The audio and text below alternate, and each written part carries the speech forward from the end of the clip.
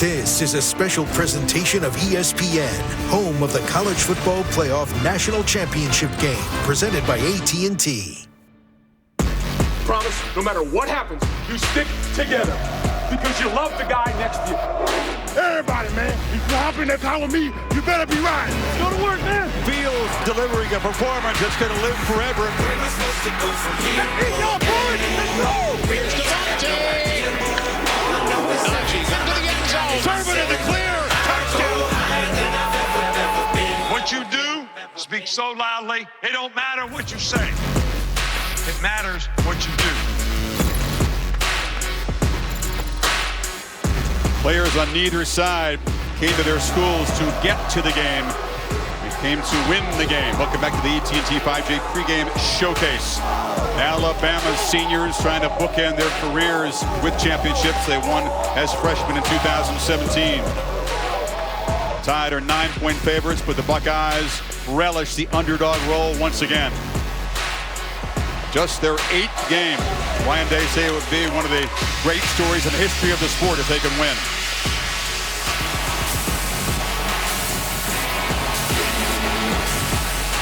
And here come the SEC champions.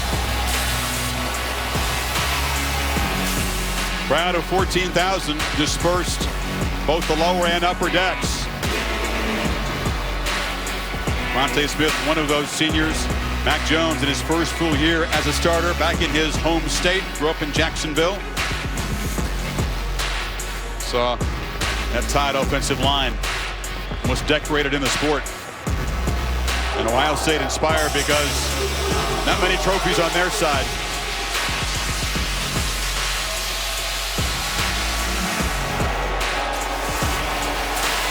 Incredible. It's 5 months to the day since the Big Ten teams were told fall football season is canceled. You don't think they're relieved and overjoyed and grateful to be here?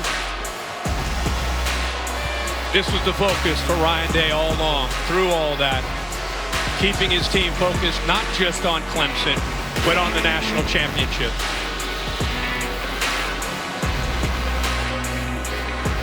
Performance for the ages from that young man against the Clemson Tigers. Can he duplicate it? Might need to.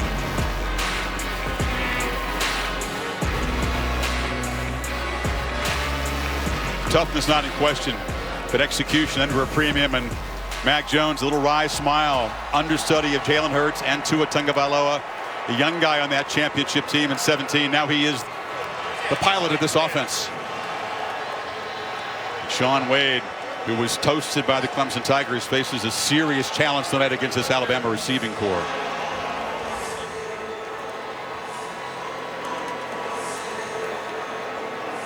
Expect early fireworks. Both offenses, Kirk, known for fast starts, to say the least. Ohio State feels confident that they can score with Alabama, and we're about to find out. Big 12 crew will officiate this game, as they did the Clemson-Ohio State game. Brandon Cruz, the referee, and he's got the coin toss for us. Captains, welcome and congratulations on the opportunity to play the College Football Playoff National Championship. Mr. Dickerson, Mr. Borland, this is the umpire, Marlo Fitzgerald. My name is Brandon Cruz. I'll be your referee. Ohio State will call the toss. Heads will be the trophy side, and tails will be the stadium side. What's your call? Stadium. Stadium for tails. Call is tails. It's heads, Alabama wins the toss. Defer. You want the football? Yes. Which way do you want to kick? I want to kick that way. Place your backs to your goal lines, please. Alabama has won the toss. Will defer their option to the second half. Ohio State will receive the football at this goal line. Let's have an awesome national title game. Landon Dickerson, who's the injured center representing the Tide as a captain, fully dressed tonight. Maria. All right, Coach, you've dealt with a lot of adversity all season long, and tonight is no different. You have to go without key defensive linemen, your quarterback's dinged up, and guys on special teams. How do you clear this last hurdle for a national championship? We talked to the guys in the locker room. This is why you come to Ohio State. Play for national championship. So throw all that other stuff out the window. Let's just go compete for 60 minutes, and let's go win the whole thing. All right, thanks for your time, Coach. Allison? Thank you, Maria, here with Coach Saban. Coach, you told your team at the beginning of this unprecedented season, the team that handles the challenges the best will have the most success. How do they need to handle their final challenge? Well, we're soon to find out, but they seem like they're in the right place, so, we'll see how we play. We just got to play with discipline. Everybody's got to do their job and execute like we've done all year. Coach Saban, thank you so much. Right, Chris, back to you. Saban has split his 4 appearances in the CFP championship game. The 2 wins over Clemson and Georgia have been razor-thin margins. Telling Allison, do your job, execute, do what you know.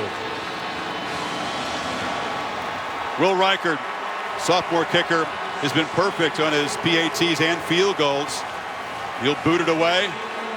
Demario McCall, deep for Ohio State. We'll see Justin Fields in the Buckeyes offense momentarily. And get a quick look at number 1 and what he can do tonight.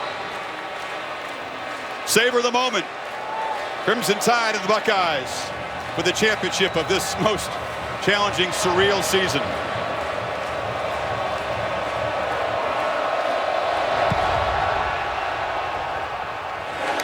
And McCall will make a fair catch.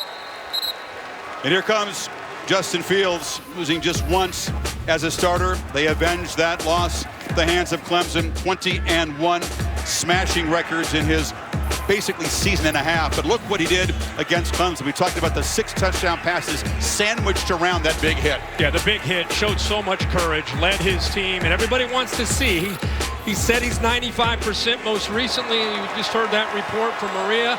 Anxious to see how he moves around in the pocket and is involved in the run game and the creativity, which is so important tonight for Ohio State's offense.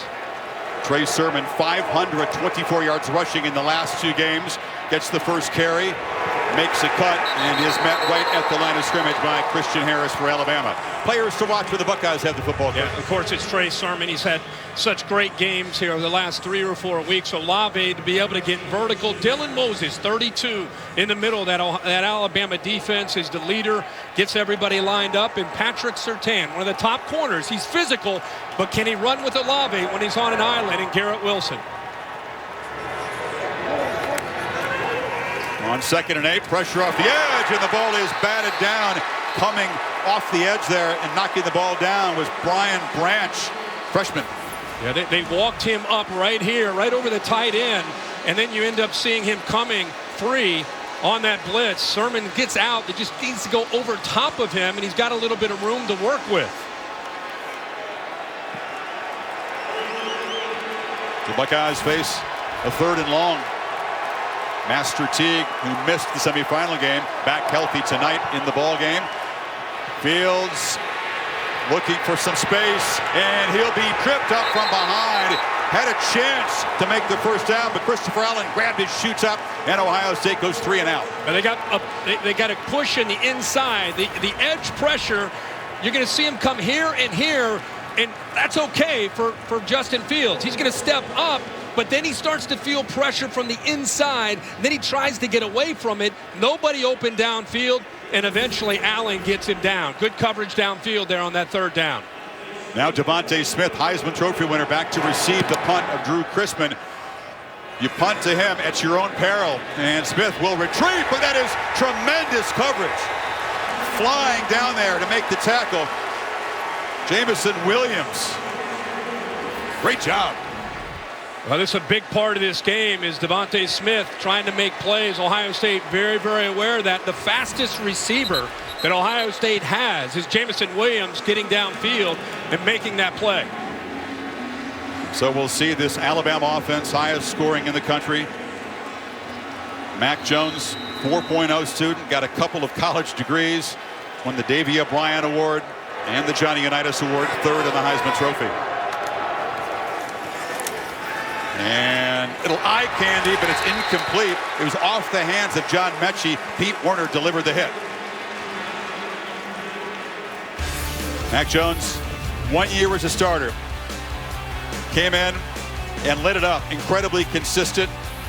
Just a tremendous knowledge of the game. Fast eyes, says Steve Sarkisian. That's his best asset. Yeah, he processes things quickly, looks at the numbers, and has 2 plays, generally every play, run or pass. Gets the ball to Smith, in traffic, and Devontae flashes the speed, gets around the corner, and creates a first down before Williamson stops him. That looked like one of the plays we had in the open, because they get you out in space, and watch Mechie picks up a nice block on the outside on Banks, gets just enough of him, maybe gets away with a little bit of a tug of the jersey, but the acceleration, I think it's the area that Devontae Smith has improved the most. He used to be a guy that could get downfield. Now he's so dangerous after the catch. 106th catch in his Heisman season. Far and away the leader in catches, yards, and touchdown receptions. A little confusion there. Jones dumps it down. Catch made by Najee Harris, who makes a cut, breaks a tackle, and barrels into Ohio State territory. We had our eyes on the ankle of Harris Kirk in the pregame because it was a little gimpy looking. Yeah, now look at this. Trey Sermon, speaking of gimpy, after the first series, he's in the Ohio State locker room. It's a big story right there. He has been instrumental in this run these last 3 or 4 weeks to Ohio State, running the football. Master Teague, who missed last week, is back. I'm sure we'll see. Keep you posted on that development as Harris being dragged down after about a 3-yard gain. Maria.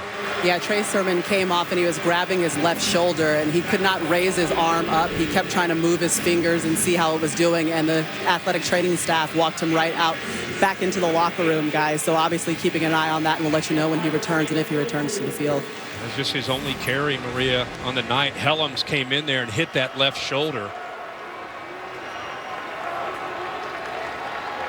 I'm going to start for Ohio State. Tide on the move here, 2nd and 8. Harris picks his way to the right, patiently gets the corner, and just barrels over Shaun Wade. Another first down inside the 30. Yeah, you've got to be able to set the edge. This time, Jean-Baptiste 8 does not do that on the outside. He takes a step, kind of hesitant, gets overpowered by Evan Neal, who's 6'7", 360, and then you're allowing Najee Harris to get outside at 6'2", 230 and run downhill, where he's a handful, as Shaun Wade found out, trying to come up and run support. Najee Harris, the Doak Walker Award winner, is the top running back in the country. They fake it to him, pitch it far side. Smith cannot juke free of Seven Banks. He's tackled right near the marker inside the 20.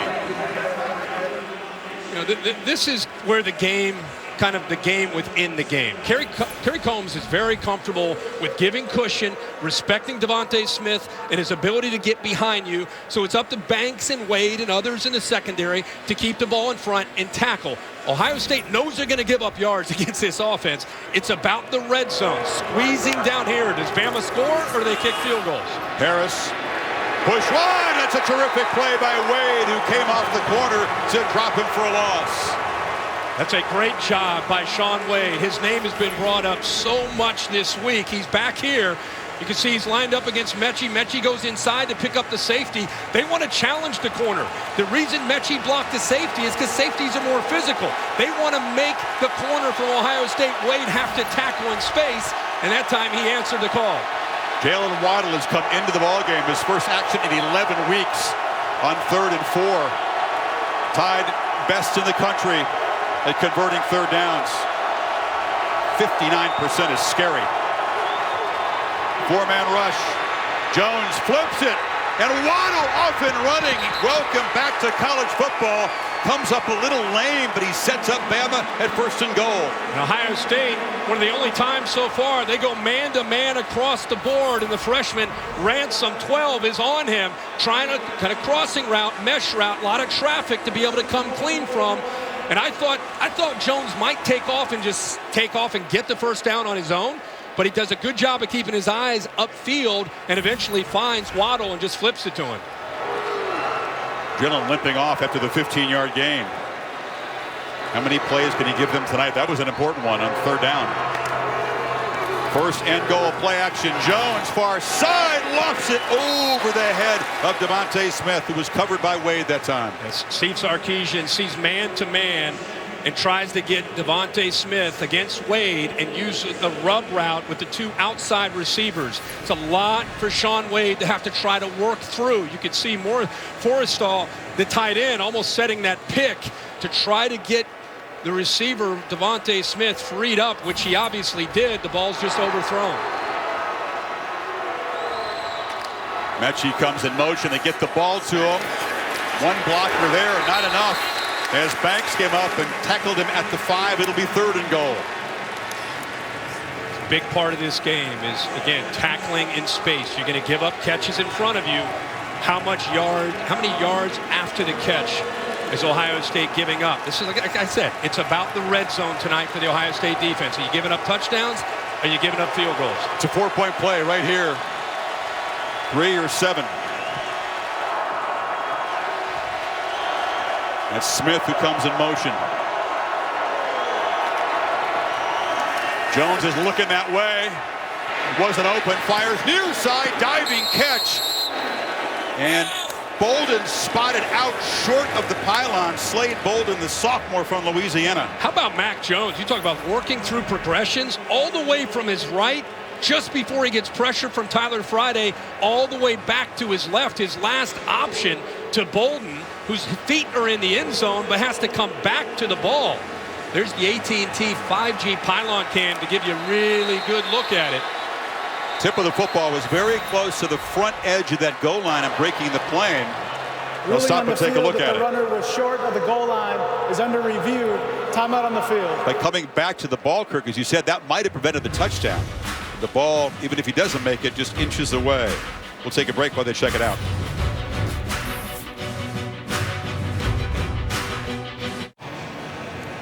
Call confirmed, so 4th down and a foot. Bama's offense on the field.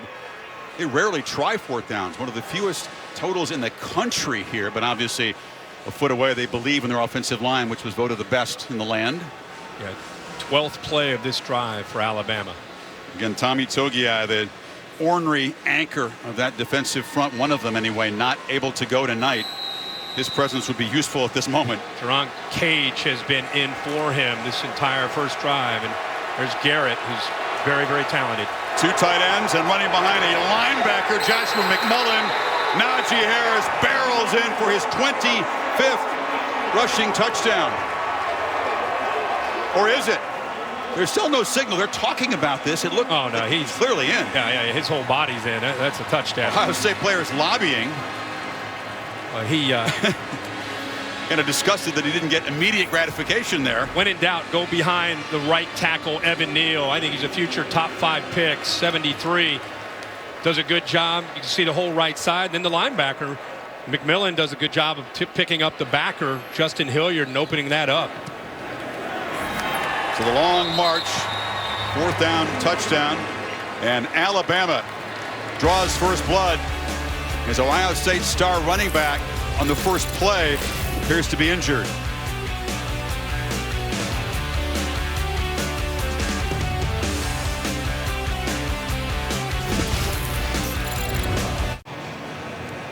Call confirmed, so 4th down and a foot. Bama's offense on the field. They rarely try 4th downs. One of the fewest totals in the country here, but obviously a foot away. They believe in their offensive line, which was voted the best in the land. Yeah, 12th play of this drive for Alabama. Again, Tommy Togiai, the ornery anchor of that defensive front, one of them anyway, not able to go tonight. His presence would be useful at this moment. Jerron Cage has been in for him this entire first drive, and there's Garrett, who's very, very talented.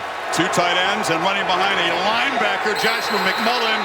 Najee Harris barrels in for his 25th rushing touchdown. Or is it?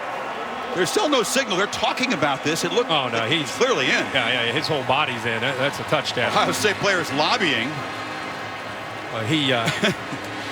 Kind of disgusted that he didn't get immediate gratification there. When in doubt, go behind the right tackle, Evan Neal. I think he's a future top 5 pick, 73.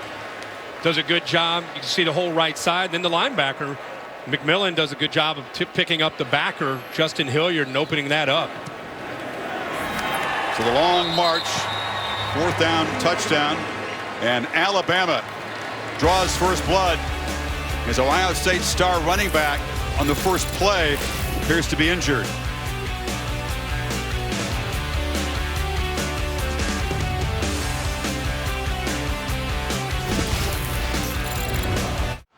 The College Football Playoff National Championship game is presented by AT&T.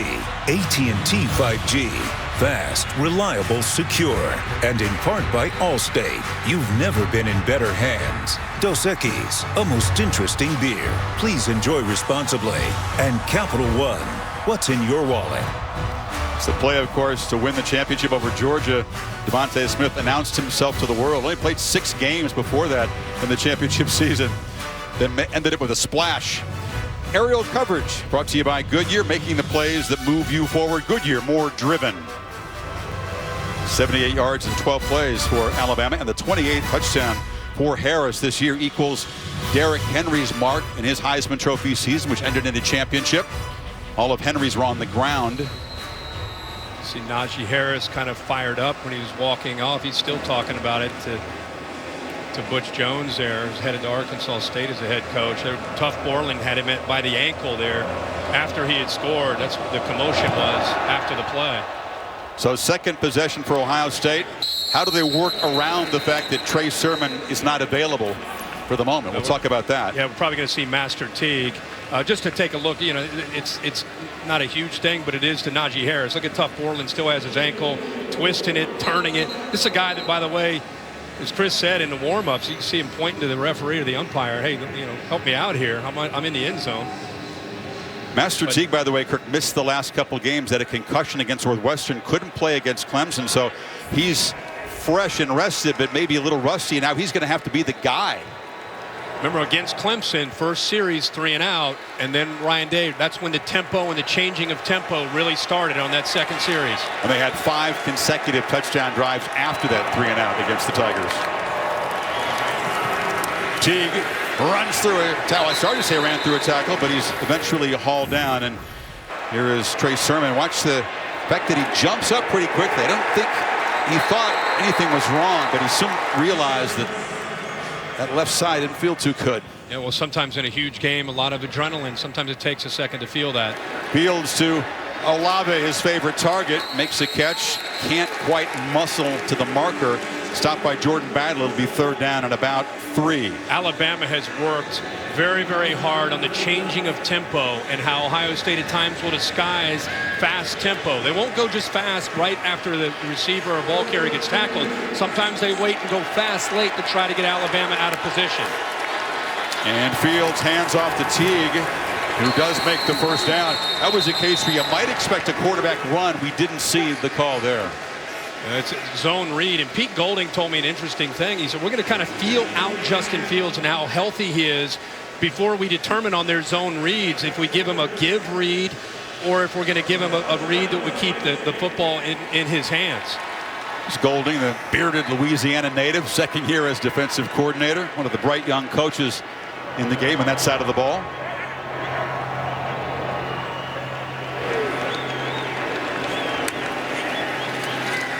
Fields scans the field and flips it over the head of Garrett Wilson on a crosser who's covered by the linebacker Harris. I think Justin Fields is still trying to settle into this game with his rhythm. Little crossing route. Bama's not necessarily, they're kind of in a matchup zone with turns into man-to-man, but it just almost looked like he guided that throw instead of just getting back and throwing it, letting it rip. Here comes that pressure from Branch again. We saw him blitz earlier. Ohio State so desperate to stay on schedule against this tough defense, and 2nd and 10 is not on schedule. Fields has time in the pocket, delivers downfield, and the catch is made by Olave. It's a 1st down in Bama territory. Well, they came out of that pressure, dropped to a cover 2 look, so now you got to pick on the corner instead of man-to-man. Fields does a good job of recognizing that. He's got it, you know, the corner stays up tight on the tight end, and he finds that nice window right over top of him for the 1st down. Good read by Fields. Olave, 5 of his 6 games. He missed the Big Ten championship game.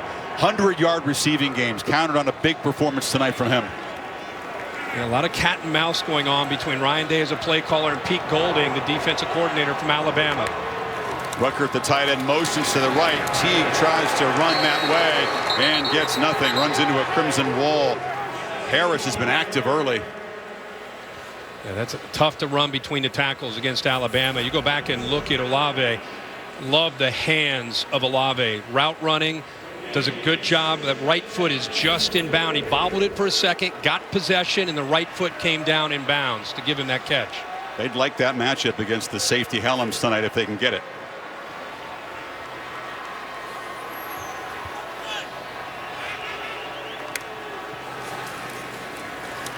Fields when protected down the middle. One-handed tight end catch. Jeremy Ruckert. And the tight ends who were so huge against the Tigers set the Buckeyes up first and goal. Safeties go here and here, which opens up the middle of the field for the big tight end who's got receiver skills in Ruckert. He had a big game, like you said, Chris, against Clemson. Watch him work against Harris, getting vertical. Great throw, soft touch, allowing the big man to use that right hand to bring it in for the big possession. Buckeyes are going to have to make plays like that tonight, as you said, if they're going to stay with this Bama offense. Teague runs left and scores, and Ohio State does answer quickly. What a drive.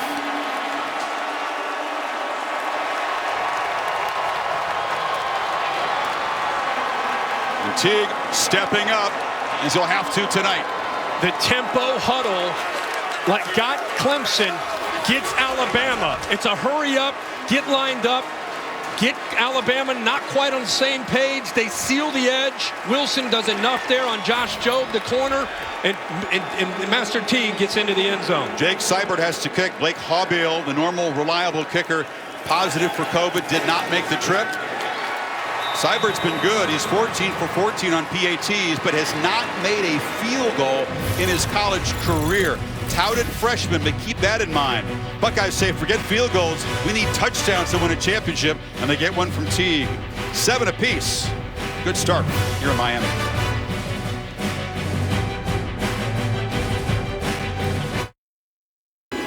We've seen the three-headed monster of Alabama already. DeVonta is not quite that bulky. Makes up for it in speed. Mac Jones, general of that offense, so sharp, so smart. And we've seen Najee Harris already with a touchdown run. You put them together, and they're like King Ghidorah, the arch nemesis of Godzilla. For you folks who love Godzilla, Saban looking on it, the three-headed dragon. That's my favorite part. He's trying to. You don't want to tame the three-headed monster. Not tonight. Love the fact that all three of those guys have had to wait their turn and pay their dues to become the guy. First career kickoff for four-year punter Drew Chrisman. He sees DeVonta Smith back there and says, I'm not kicking it to him. Keeps it away from him. And a flag comes in on the return. Nope, don't see a flag. Gantz on the return there. Let's go back and look at that one of these drives early for Bama. All about space for DeVonta Smith. Ohio State aware of that. Safeties back. This is another aspect that Alabama is going to try to take advantage of. If the safeties are back, they've got to try to get Najee Harris going. That was a third down. Mac Jones seeing Waddle, who came into the game for that play, came up with some big yards for the first down, and then eventually fourth and short, they get the touchdown. But they did have to work. That was a 12-play drive for Alabama. Jones 6 of 8 in that drive, 5 different receivers. Play action on first down, looking to launch deep. Smith is wide open, makes a catch, and is spun out of bounds in Ohio State territory, but they lost the Heisman winner in coverage. Well, they saw levels concept, and they thought Mitchie 8 coming across the middle. That's where Seven Banks sat. He took the crossing route and did not take DeVonta Smith, who, again, they find ways to create matchups. Get the ball thrown over top of that crossing route to where Smith is for the big play and the big first down. Call him Smitty. He is just so savvy, Kirk, as you know, just knows the playbook inside and out. Real chemistry with Jones. Mack looking to sling it again, far side, and there is the combination again. DeVonta Smith is involved early. Wade in coverage again. Ohio State sitting back with a single high, which is what they do, whether it's cover 3 or cover 1, meaning zone or man free. They're giving a lot of space up underneath. Steve Sarkisian is seeing that. Mac Jones is taking that. Again, I keep saying it. It's going to be a red zone game for Alabama. Ohio State's going to give up the yards. It's going to come down to the execution in the red zone. Waddle back in the game, left slot. Smith is far left. They're throwing to the near side, and dancing out of bounds is John Mechie. A couple yards short of the marker. The other thing, Chris, in this era of speed and space, and sometimes defensive coaches get 5 and 6 defensive backs on the field, Ohio State doesn't have great depth in that secondary. They play with 3 linebackers. You're going to see Tuff Borland and Pete Werner, Justin Hilliard and Baron Browning. You're going to see all these guys on the field instead of those 5 and 6 DBs. And Alabama wants to test those linebackers in space and see if they can go sideline to sideline and make plays. Power to the right of the formation. Smith lined up to the left. They get it to him. And Devontae spun down. Physical tackle by Josh Proctor. The safety got him up high and slammed him to the ground. Well, Proctor's a safety, but he's got corner skills with good length at 6'2", 200 pounds. But it's kind of same old, same old. They see the numbers advantage. They see a soft coverage on the outside, and Mac Jones has been taught all year to take those easy throws. Again, here it comes now back into the red zone. Yep, the kind of situations that could define the outcome tonight. Harris on the pitch, and nowhere to run. They strung him out. He was able to power forward for a couple of yards before Borland, who was the first guy there, turned him back. Yeah, Baron Browning does a good job along with Tyler Friday. Right, here's Friday, here's Browning. They're just trying to work outside to force the back inside. Najee Harris, if you let him get around the perimeter and outflank you, you're in trouble. Good job by Browning. He forces it back. Again, Tyler Friday, 54, who's back playing, hasn't played a lot this year, and Tuff Borland able to clean it up. So, Ohio State offensive lineman down. Cage. Check his, is it Cage? Yeah, or on Cage. Stepping in for Togiat tonight. We'll step out for a minute.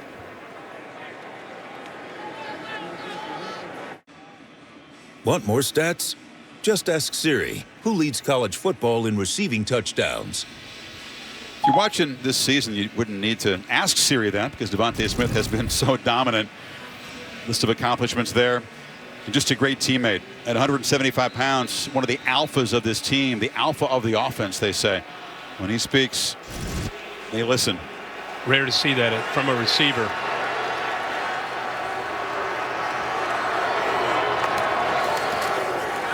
Harris has it on 2nd and 9. Middle was clogged, tries to bounce it, but the pursuit gets him. He still runs through some tackles and gets within a couple yards of the marker. Shows the power. Oh, that's an impressive effort. I mean, you're looking at 3rd and 8, 3rd and 9. Ohio State playing with 4 linebackers. They're playing a 4-4, anticipating the run from Harris. They've got him bottled up. Look at all those white jerseys. Somehow he gets through there, not just with power, Chris, elusiveness. Look at the footwork that Najee Harris has, something that he has worked so hard on to become a complete back for the Crimson Tide. Here we go, 3rd and 2. It's a long 2. Another one of those crucial red zone plays. Jones gets it out quickly. Mechie. Forced back inside, sandwich, and smashed short of the marker. Great play by Proctor and Baron Browning. It's 4th down. Well, they've got 3 receivers out here to the trips to the right. Look at Browning trying to communicate. Hey, you got to get out here. I need help. I need help. Sean Wade does a good job of getting off Devontae Smith. Keeps contained, forces him back, and all those white jerseys keep him short of the 1st down. Here we go again. Another 4th down. Need a full yard. 6 offensive linemen in the game for Alabama.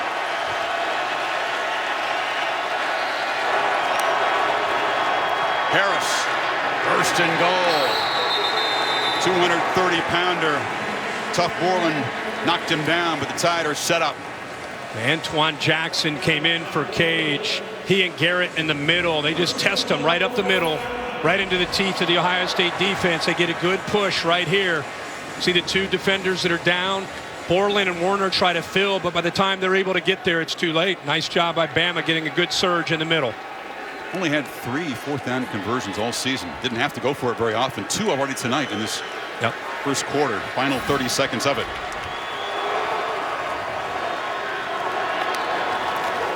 Harris again. Sidestep in the hole there and knocked down at the 2 by Werner again. Boy, Justin Hilliard got penetration quickly. I mean, Najee Harris is putting on a display right now. Watch 47 knife in right there. Gets there. But look at Najee Harris. Again, it's not just the power, it's that speed and quickness. Going quick, but met in the backfield. Justin Hilliard, as you said, stormed in there to knock Harris down. Yeah, he missed him the last time, and this time, Chris, he dialed it up. He's been so instrumental for this Ohio State defense over the last few weeks. Watch him be able to get in there. A couple linemen are occupied. It frees up Hilliard. Does a good job of awareness. Eyes up, makes a big-time tackle. Linebacker plays fearless with passion. He's peaking right now. End of the first quarter. Now for an interview powered by AT&T 5G Holovision. Our friend David Pollack.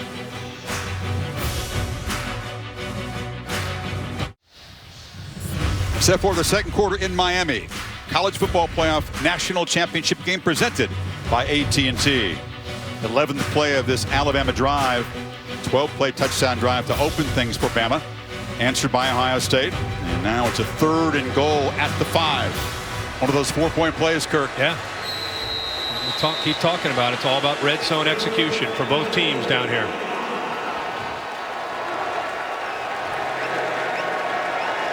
Smith set to the left, tight formation. Jones flips it to him. Devontae headed for the end zone, and Alabama back on top. As Smith scores his 44th career touchdown. That's number 6 all time. Well, you had 2 defenders that time ran with Devontae Smith. And Steve Sarkisian again dialing up a play, giving a wrinkle that Ohio State hadn't seen, confuses him, and he's able to get free down in the red zone. Smith already with 2 receptions of more than 20 yards tonight. And now the touchdown. 6 catches already for the Heisman Trophy winner. So an Alabama electric start as you expect. You got Billingsley right here. You've got 2 Ohio State defenders that end up going with him this way. Watch Billingsley go. Now Smith, he ends up coming back and then working to the outside, and no one's able to get to the outside and deal with his speed. 2 defenders run with the tight end. Nobody's with Devontae Smith. And the world knows coming into a game that Devontae Smith's going to get the ball. But give again Steve Sarkisian credit for the different ways he moves him around and creates confusion to get him freed up. Creates the right word. It's almost artistic to watch some of the play design of Sark. It looks simple, but it's so deceptive and so effective. Yeah, and again, you know 6 is getting the ball. But in the defense, the one guy, it's like he has red lights on top of his helmet, but he still is able to hide him different ways. Speed didn't hurt either. They couldn't catch him to the pylon. Right. And Mac Jones showing you why he was one of the top quarterbacks in the country. In fact, won 2 trophies for the quarterback. Just cool, efficient, and spot on so far. And let's go to Maria with an update on the Ohio State sideline. Yeah, an update on Trey Sermon, Chris. After just 1 carry, he went back into the locker room. He did receive an X-ray, but I've just received confirmation that he is headed to the hospital. He'll be at Broward General Hospital as he continues to get diagnosed. As he walked off, he was grabbing that collarbone on the left side, could not raise his hand at all. But since that moment, we've obviously seen Master Teague run in a touchdown. Tony Alford, the running backs coach, came right up to him and said, hey, Trey is out. We have to win this game for him now. Such a cruel fate for Sermon, for anybody who worked so hard to get in this position and this of all seasons. Marcus Crowley will take a turn too. It'll be a shared responsibility, not just Master Teague. Remember, hasn't played in a couple of games. So can the Buckeyes answer again? Fields has time, delivers across the middle, and the strike. Catch made by Jamison Williams, first down. Nice job here by Justin Fields. Uses his eyes. He's going to look to the right, eventually come back to the left. See his eyes. He's kind of looking here. He comes back, finds his open receiver and target, kind of picking on those linebackers, an area that's been a trouble spot for Alabama at times this year in conference play. You thought Justin looked a little uneasy early. He's certainly settling in now. Teague spun down. Bear hug by Christian Barmore. I mean, imagine dealing. Crowley comes in, hadn't really played all year. He's in the national championship. You lose Trey Sermon. Ohio State's counting on that offensive line. It's going to be a great battle at the line of scrimmage. Physicality, Ohio State, I think that's the one thing. As much as Fields and the receivers got the attention from the Clemson game, if you really went back and watched the game, it was the line of scrimmage and the physicality that was impressive. And they've got their hands full tonight, and they know it. 2nd and 7. Fields has plenty of time. Now backpedals and tries to create on the run. He'll just throw it away. Barmore, who made that tackle, was a force against Notre Dame. Just incredibly disruptive, Kirk. He's one of those first-round prospects. Todd McShay says number 20 overall. Impressive. I mean, usually when you see Alabama's defensive front, you've got guys that are top 5. I don't look at this defensive line in the same way we've seen in the past. Barmore is an impressive guy, most twitchy and athletic of the bunch. But I think this is a young defense that will be better in the future. They're winning right now because of the offense, and in this national championship because of the offense. But the defense has improved throughout the year. Buckeyes need 7 on 3rd.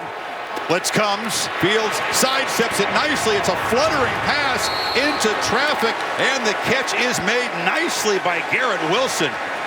I think a defender got a hand on the ball, and it might have been Barmore, who you just talked about. Nice job of stepping up in the pocket by Justin Fields. And they tried to play at warp speed. There's a flag before the snap. Garrett Wilson wasn't lined up. That'll be on Ohio State. First penalty of the night. Offense, number 5, was never set before the snap. 5-yard penalty. It's first down. The tempo a priority, Kirk, but it can cost you sometimes in execution. Go back to this play, that blitz. There is Barmore. He did get just a finger, an index finger on that ball. The ball, as you said, Chris, kind of fluttered. How about the focus and concentration by Wilson to make that catch? Good coverage. Ohio State back in their territory behind the sticks now. 1st and 15.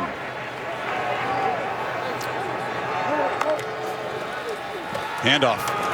And Teague falls forward, gets back to the original line of scrimmage for 5.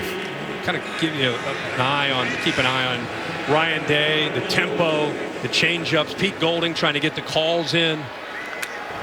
Bama barely set on the snap. Fields pressured and has to throw it away. Barely gets the ball back to the line of scrimmage. Wilson was in the neighborhood, but Mathis and Battle were pressuring hard. They also brought Harris. That's a couple times now we've seen that pressure off to the right where they bring him late, bring safety. Battle also comes, see him coming late. He was a little deeper, forces Fields, who was so focused downfield. I think the pressure got to him and surprised him. Fields was great against the Clemson blitz. Very efficient when the Tigers tried to bring pressure. Not that time. 3rd and 9. Delayed blitz, passes high and off the hands of Teague. Fields is knocked down hard. Well, they really dialed up the pressure this time on Justin Fields, who remembers dealing with that injury, the hip pointer that he sustained against Clemson. We wondered what % he would be playing. How healthy is he? He's going to get hit. How will he respond? Anderson and Harris both get to him, forcing him to get the ball out early. And here's the first big hit that Justin Fields has taken on the night. 2 physical linebackers, more than 230 pounds each. You could see the wince. You can't take too many more of those without it affecting his throwing. I think you'd agree. Chrisman's high punt, and Smith makes a fair catch at the 11. But Buckeyes drive stalls. Bama back to work, up 14-7. Gritting his teeth again tonight, trying to play through it.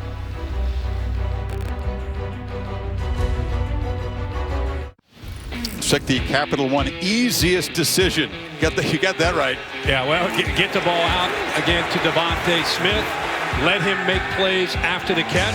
Last time they had the ball, they did a good job of getting the ball thrown downfield. And this is a well-designed play. They bring him in that orbit motion after the snap. It causes some confusion post-snap for the Ohio State secondary, and he walks into the end zone. 6 catches in their first 2 possessions. Brian Robinson is in for Harris, but they flip it to Smith in the flat again, and that's an easy 11 yards on the edge before Banks forced him out. I mean, it's just like we just kind of showed. He does that orbit motion where he comes here, now he's here, then he comes back. How do you defend that?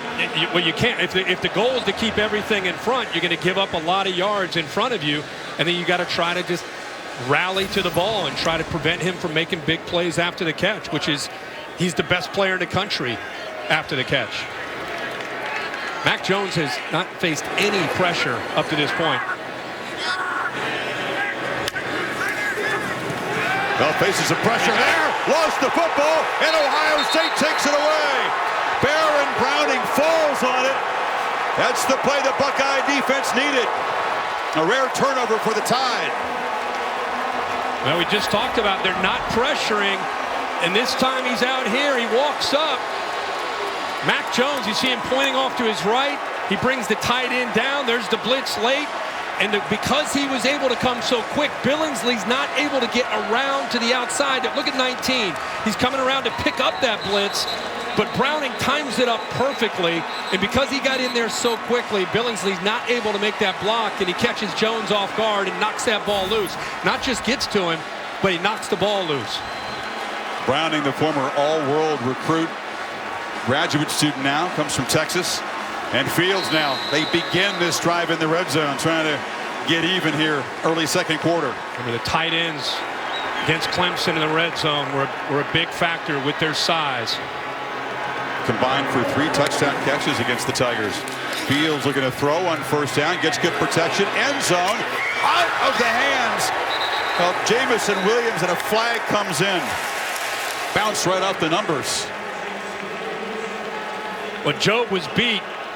Ball a little bit late, and that's why you saw Williams have to adjust back to the ball. Watch 28. Williams gets behind him. Job doesn't realize he doesn't have help, and automatic first down. Because the ball is underthrown, he actually makes the contact. He never really found the football. Williams, who has just 8 catches this year, but had a big, deep touchdown against Clemson. Should have cashed that one in right there. But the ball's moved to the 4 now, first and goal. Yeah, tough to for his vision. Job hits him right across the face mask right before the ball got to him. Farrell and Rucker, 2 tight ends, both to the right side. Olave comes back in motion. Teague barrels in. Touchdown, Ohio State. They cash in the fumble recovery and draw even.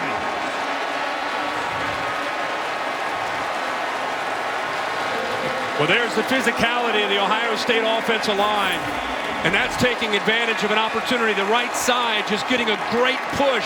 And I tell you, you lose Trey Sermon, you lose quickness, lateral quicks, speed and vision. What do you pick up with Master Teague? Physicality, lowering his shoulder and running through the line of scrimmage. Maria relating that Tony Alford, the RB coach, told him, let's go win it for Sermon. You could see the determination in that run for Master Teague, who scored a couple of touchdowns tonight. Baron Browning, though, made the big play, knocking it out of Jones' hands and then falling on it. The penalty sets up Ohio State, and the short touchdown drive gets us to 14 apiece in Miami.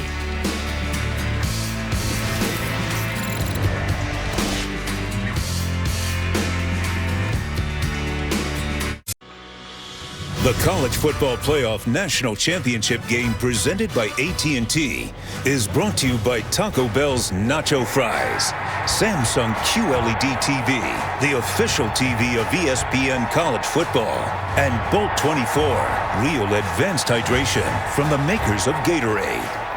Battle of Legends. Barron got the better of Woody there. 11 national championships between those 2 legends. You know, Master Teague running with a purpose. People forget, as Trey Sermon came on from the Michigan State game on, the game before, the Indiana game, he had 169 yards and was kind of the featured guy, and then just kind of drifted into the back of the depth chart behind Sermon, who became a national face and name. Yeah, Teague, a couple of mental mistakes in that game. Sermon ripped off the big run, and then he caught fire. And yeah, you could see the determination, Kirk, in Teague. He's running with wants to be a part of edge. Yeah, absolutely. We'll need to keep that up. Alabama had their first turnover-free game of the season against Notre Dame, but never had more than 1 in a game. That fumble by Jones was big. And let's go to Allison on the Alabama side. Guys, Nick Saban told us one of the major developments with Mac Jones and his maturation was his ability to deal with his emotions after a bad play. After that fumble, he came to the sideline and he was fuming. He sat down, let it out a little bit verbally, and then took a moment to himself before putting that trademark smile on his face, going over to his offensive line and saying, "We're all right, guys, we're good. That's on me, but we're moving on." That's the maturation of Mac Jones. Before, he would get so frustrated and couldn't move on to the next play, and he has done such a better job of that this year. What's his nickname in the quarterback? I was going to say, Allison, is very fitting. Sark used to call him McEnroe, John McEnroe, because he would lose his cool when he was a young freshman and sophomore. That became his nickname. You cannot be serious. Right. He's grown. First down throw, far side, back shoulder throw. What a catch. Devontae is just dialed in tonight. He beat Wade that time. Devontae Smith gives you another example of why he's the premier receiver in college football. Gets both his feet down. How about the length of his arms and his legs? He's able to extend, get out, catch the ball, and to get his feet down for that first down. 8 for 111 and a touchdown already. Clearly the best receiver in the country this season. Kirk, I'm going to ask you where you think he ranks all time among your years of watching the sport at the receiver position. And on the slant, nice play by Seven Banks to contain Smith that time. I will answer that in a second because it's a very long answer, but I loved how Mac Jones that time gives a little pump to the outside. And again, he's finding a way. The coverage comes up tight, and they get Smith going up front. He's up front to block, and instead of blocking, he releases, and they hit him on that quick slant. What I love is his humility and his work ethic and his attitude. And being a superstar, he's probably the most humble superstar I've covered, along with Julio Jones, who I think really got their wide receiver room started when he came into Tuscaloosa. An incredible wide receiver room in recent years at wide receiver U. Buckeyes have a run blitz, but Harris gets through it and barrels for a first down, tied on the move again inside the 35. But they brought those backers, and you bring the backers up the middle. You're kind of hoping you're able to hit a crease. Instead, they're able to kind of get that walled off on that left side. He gets outside of Haskell. Garrett picks up that block by 65 that time. Brown, Ohio State continuing to play. It's amazing. They're playing a 4-4. 4 linebackers as their base defense. Deontay Brown, 350 pounds, shows you why he's headed to the Senior Bowl. Saban's favorite award is the Joe Moore Award, given collectively to the guys up front. Bama's won it twice. Jones on the run. Don't see this often, not known for his scrambling, but he picks up about 8 or 9 there. Zach Harrison working against Alex Leatherwood, the left tackle. He got upfield and created just a big lane. And Mac Jones recognizes that. He's able to pick up some positive yards. That just really opened up for him. Not the most fleet-footed, but when it opens up like that, you got to take it. Jerron Cage back in the game, backing up. Tommy Togiai, one of the Buckeyes, unavailable tonight. And 2nd and 3, Jones is pressured, lobs it to Harris, who collects it, gets around Borland, and leaps to the end zone. A hat trick for Najee Harris.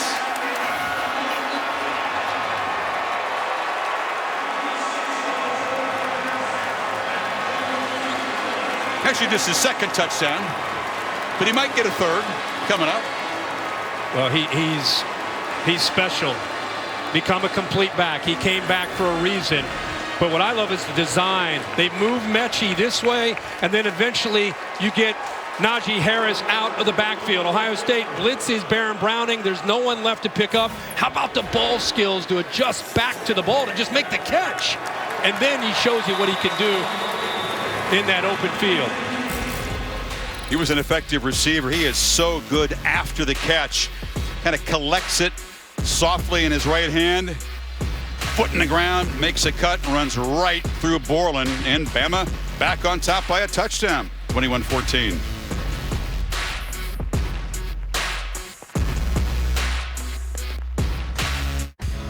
Moments ago, part of the CFP Foundation's Extra Yard for Teachers initiative, Executive Director Bill Hancock on the left, and our ESPN President Jimmy Pitaro presenting a check for $200,000 to support equity in South Florida public schools, the 6th anniversary of the Extra Yard for Teachers initiative.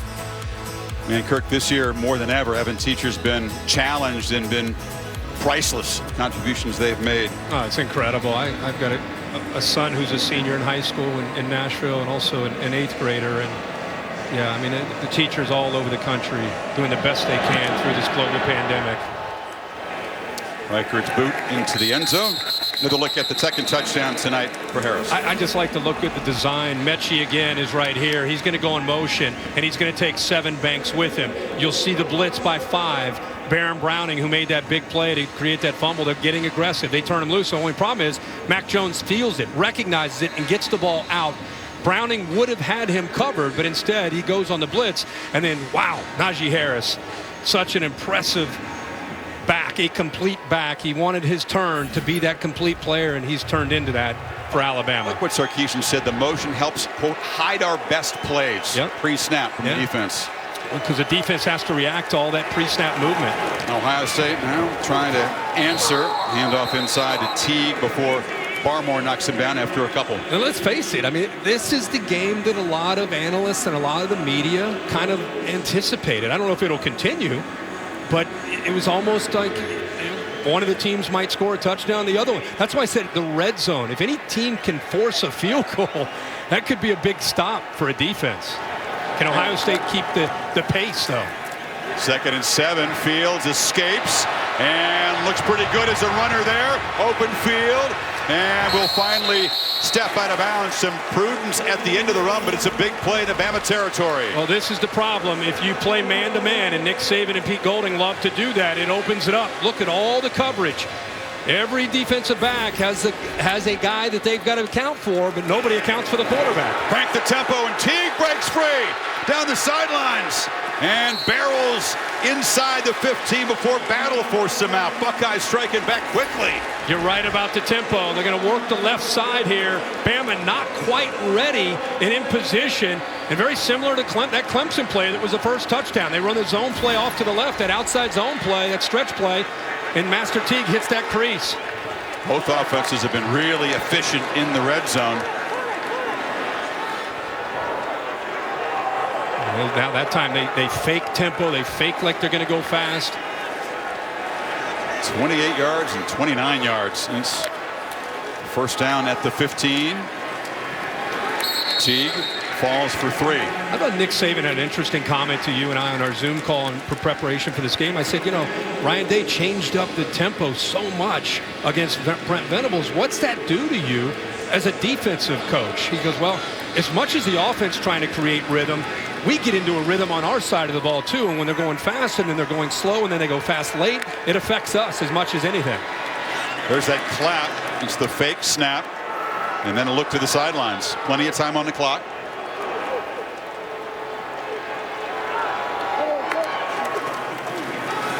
Teague, nowhere to run. They forced him wide, and Christopher Ellen drops him for a loss.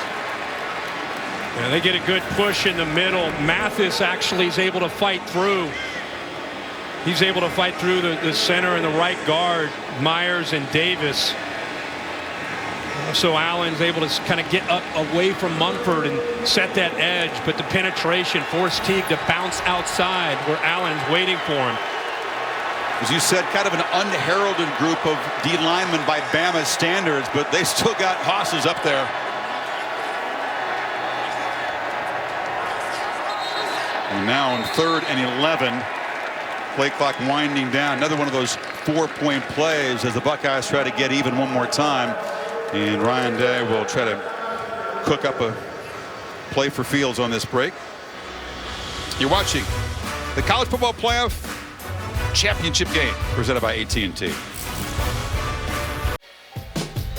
Beautiful championship Monday in Miami, and the aerial coverage provided by Goodyear. To reach the end zone, all you need is drive. Goodyear, more driven. You wonder, Kirk, if Ryan Day is thinking 2 plays to get the 11 yards if they don't make it on 3rd down here. Yeah, I am curious. I mean, you're starting kickers out. You're in a game that feels like a shootout.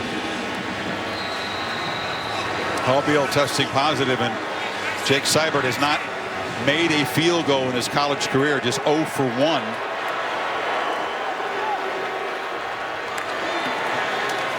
Fields from the pocket, slant, and the ball is knocked out of the hands of Ruckert, and a flag comes in. Is it targeting yet again? Battle delivered the blow. Here it would be a defenseless player and a targeting call. That's what's called from the official. Crown of the helmet. Battle came up, see him in the middle of the field, comes up, and he knows he has to hit Farrell and hit him hard because of his, or Rucker, because of his size, 250 pounds. Personal foul, targeting, defense number 9. A ruling of targeting is under review. Oh, yeah. And the targeting call against Skalski on the hit for Fields, that was not called on the field. That was buzzed down by the replay booth. This one was quickly called. Well, that's the last look shows it. It's the crown of the helmet right there. And you could hear it. Yeah. See, watch him lower the head. That's what you look for. And that's Chris. That's as much about trying to keep the defender healthy as it is about the receiver. I agree. Until that to Ruckert. Stars in his eyes. You could see he was dazed as he hit the turf. If this holds up, and hopefully everybody's healthy, they're all off the field, and it's okay. You put a star next to that's 3rd and 11, an incompletion where he separates the ball, and then if you get the targeting call, it's a first down, and then Battle would be out of the game, one of their top players on the back end. You know, this is a young defense in the back end, the secondary, the nickel back. You know, they've grown from where they were early. They lost 4 of their 5 defensive backs from a year ago, so they've really grown, and he's been a big part of it. When Saban began his career, that kind of hit was legal in college football. Not legal. It was encouraged. Coached. It led SportsCenter. I mean, those are the plays. After reviewing the play, ruling of targeting is confirmed. Number 9 is disqualified by rule. Penalties half the distance to the goal. You don't have to like the rule, and I'm sure people in the state of Alabama right now are going crazy, but it's the rule. I mean, we can all agree that maybe some of us don't like it. We like the physicality of the game. But when you lower your head, you make a hit like that, you're going to get called. Seems like every big game in this sport involves a targeting call, the intensity of these championship games. So, yeah, instead of 4th down and a field goal attempt, Ohio State's got 1st and goal at the 8. And again, something to remember is Malachi Moore didn't play against Notre Dame. He had a back injury. You know, you look in that back end. Brian Branch is back there. Helms is back there. Battle, a big part of the glue. That's a big loss. And Ruckert's back in there, which is great to see. He's a red zone weapon. And Fields looks to fire to the end zone. It was behind Garrett Wilson and way over his head. Really good route and separation by Garrett Wilson. He got to the top of his route, gave a little shake to the inside on Surtain. Boom, like inside step. He gets that separation. Ball's just thrown over his head. Surtain, they believe in him. Bama believes in him. Leave him on a corner. He's an All-American. Big, physical, 6'2", 202 pounds. But Wilson got the best of him there. His dad played pro football for the Dolphins here for 7 years, All-Pro. Teague, short game. Teams don't even try Surtain very often. He's that good. He really is. Yeah, I think the big thing is he's so physical. He gets his hands on you in press coverage, and that the big way that Ohio State looked at trying to beat him would be not letting him get his hands on you. You feel bad for Jordan Battle, who went to St. Thomas Aquinas right in South Florida. I'm sure he was fired up to have a chance to play in this game. Comes from Lauderdale, not far from the stadium, as 4 Bama defensive backs do, all from South Florida. Ruckert back in and back in motion. On 3rd and goal, Fields has time, fires, almost intercepted. Surtain came back, got a hand on it. But Justin, not his finest series after the penalty, set him up 1st and goal. Now, he threw that into traffic. 29 gets his hands on the ball. Helms, who I think's got a really bright future, and it went through his hands and even into Surtain's hands. So here is the field goal attempt. Now the guy who's got to step up, true freshman from Cincinnati LaSalle, Jake Seibert, 0 for 1. Missed his only field goal attempt so far against Indiana from an angle. And knocks it through coolly. Glorified PAT from 23 yards. Ohio State, for the first time, stalls in the red zone, but draws back within 4. Well, we've seen throughout the sports world the championship celebrations of the teams that have persevered. The Lakers and LeBron getting it done in the NBA bubble in Orlando in the relief. Tampa Bay Lightning, empty arena up in Canada when they raised the Stanley Cup. And the Dodgers won in the home uniforms in Texas. And you've seen the mix, Kirk, of joy and relief and just the whole cocktail of what 2020 has meant. And we're going to see one of these teams celebrate tonight in that fashion. And it'll be gutting. You feel badly for the losers. Friday night NBA doubleheader. Bucks and the Mavs. And at 10:05, Zion and the Pelicans face LeBron and those Lakers, both streaming live on the ESPN app. No matter whether it was Ohio State or Alabama players, they didn't really want to think about the confetti and the finish line because that can kind of get in the way of execution, and they've been schooled not to think about it. But if they ponder it for a second, just imagine how they're going to be feeling. I can't even imagine, you know, with, as you said, everything that they've been through, that this sport has been through. It's meant so much to this country to have football, both the NFL and the college game, to be able to follow and debate and argue and discuss. Crispin kicks it. Smith comes up and makes a fair catch. He had plenty of room to run, but takes the cautious approach, and they'll start from the 25. The College Football Playoff National Championship trophy going down there to the Art Deco district of South Beach, where you're hanging out down there. You could feel the game atmosphere down there. Not quite obviously what you're used to when it's a big matchup. Bama trying to win the 7th national championship in the last 13 years. Mind-boggling. And 18th overall. 3 touchdown drives and a fumble. Bama's first 4 possessions. Jones throws behind Mechie that time. He had time. Ohio State, really good coverage, taking away the underneath routes. Mac Jones just nowhere to go with the football. Watch him work from the right. He's just waiting for the receivers to clear. But look at the Buckeyes in coverage there. Pete Werner, top tackler on this defense. Cover as well, too.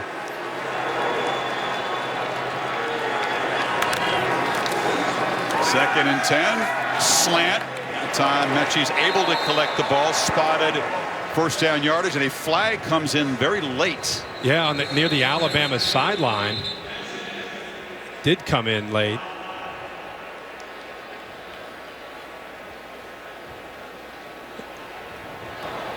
Ineligible receiver downfield.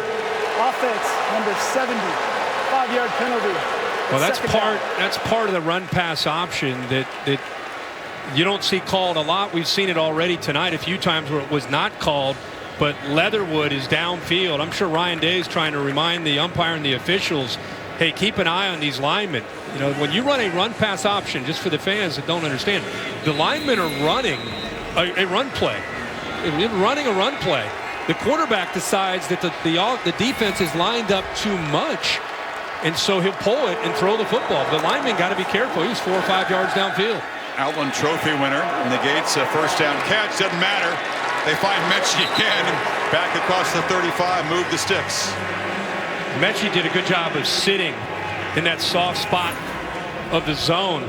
He's right here. See Ohio State, they're going to kind of sit back, little push. Now you just got to sit right in that spot right there. And good job by the quarterback, Jones, finding him. Max 17 of 20 now, 210 yards. You flip it. Harris. Funky looking play. Again, doesn't look like a lot, but he drags Antoine Jackson for a big first down gain. Well, it's one thing you get your hands on Najee Harris. Justin Hilliard again got upfield and had a chance, but Najee Harris was so slippery for his size. Remember, Najee Harris was the feature back late in that championship game win over Georgia as a freshman. Ended up being the leading rusher for Bama off the bench. Jones looking to throw far side, has Smith in stride, and the Heisman winner knocked out at the 15. Monster night. Short, really good move to the inside. Shaun Wade does not get his hands on Devontae Smith at all. If you're going to get up into the face of number 6, you've got to do a good job of rerouting or getting your hands on him. That was a free release, and an easy throw for Jones with the timing that time to Devontae Smith. Wade up the tough nut, asked, who do you want to cover? He says, you know who I want to match up against. Careful what you wish for. And under pressure, flag comes in. 7 Banks was defending on Mechie. Jones was pressured on the throw. It's going to go against the Buckeyes. That was really where he made the cut to the inside. He got his left hand and grabbed a hold of him. The right hand was clean where he knocked the ball away. It was what he did with the left hand where he got himself into some trouble. Pass interference. Defense, number 7. Ball's placed at the spot of the foul. See that left hand grab onto the hip? We saw Mechie limping around at practice, didn't really participate in their last full practice. They said, that's just normal. He's been like that the last 3 weeks, but he manages the pain on game day. Yeah, when you watch him at practice, you're thinking, how is he? We got a problem here. He said, nah. Mechie, by the way, born in Taiwan, went to Ghana, goes from West Africa to Canada, plays high school ball in Maryland, then Jersey, finds his way to Tuscaloosa. He's a world citizen. It's like your travels. He's an impact player tonight. First and goal, Jones on the run, and it's just too easy for Devontae Smith as he just adds to his records and milestones, and Bama stretches the lead. Play concept, playmaker, too easy. Well, and again, you get an indicator with the motion. You know Devontae Smith's going to get it, but when Sark decides the motion before the snap, he sees that he's got man-to-man against 7 Banks.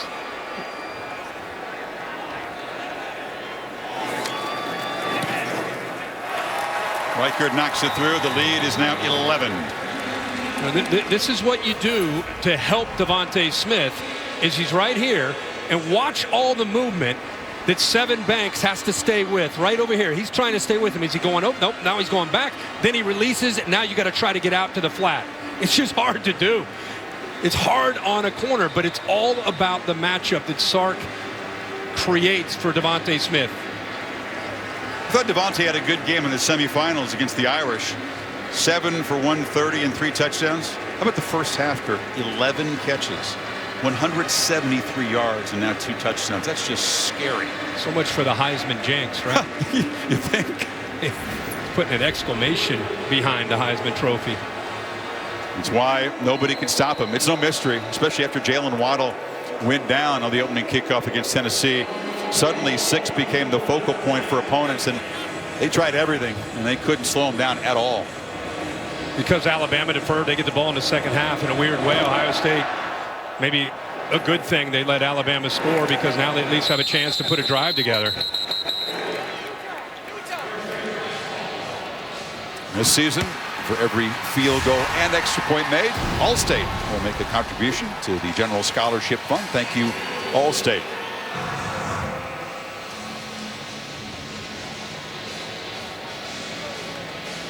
So, as you said, urgency here. 3:19 before halftime, 2 timeouts to work with, but because Jones, Smith, Harris get the ball back, amplified importance right here. And Devontae Smith in a half has set the championship. Important Ohio State doesn't press and try to pick up 11 points in one possession. Just because you're behind, you got to kind of stay with the game plan. And Teague couldn't collect the high throw as Fields was blitzed very quickly by Barmore.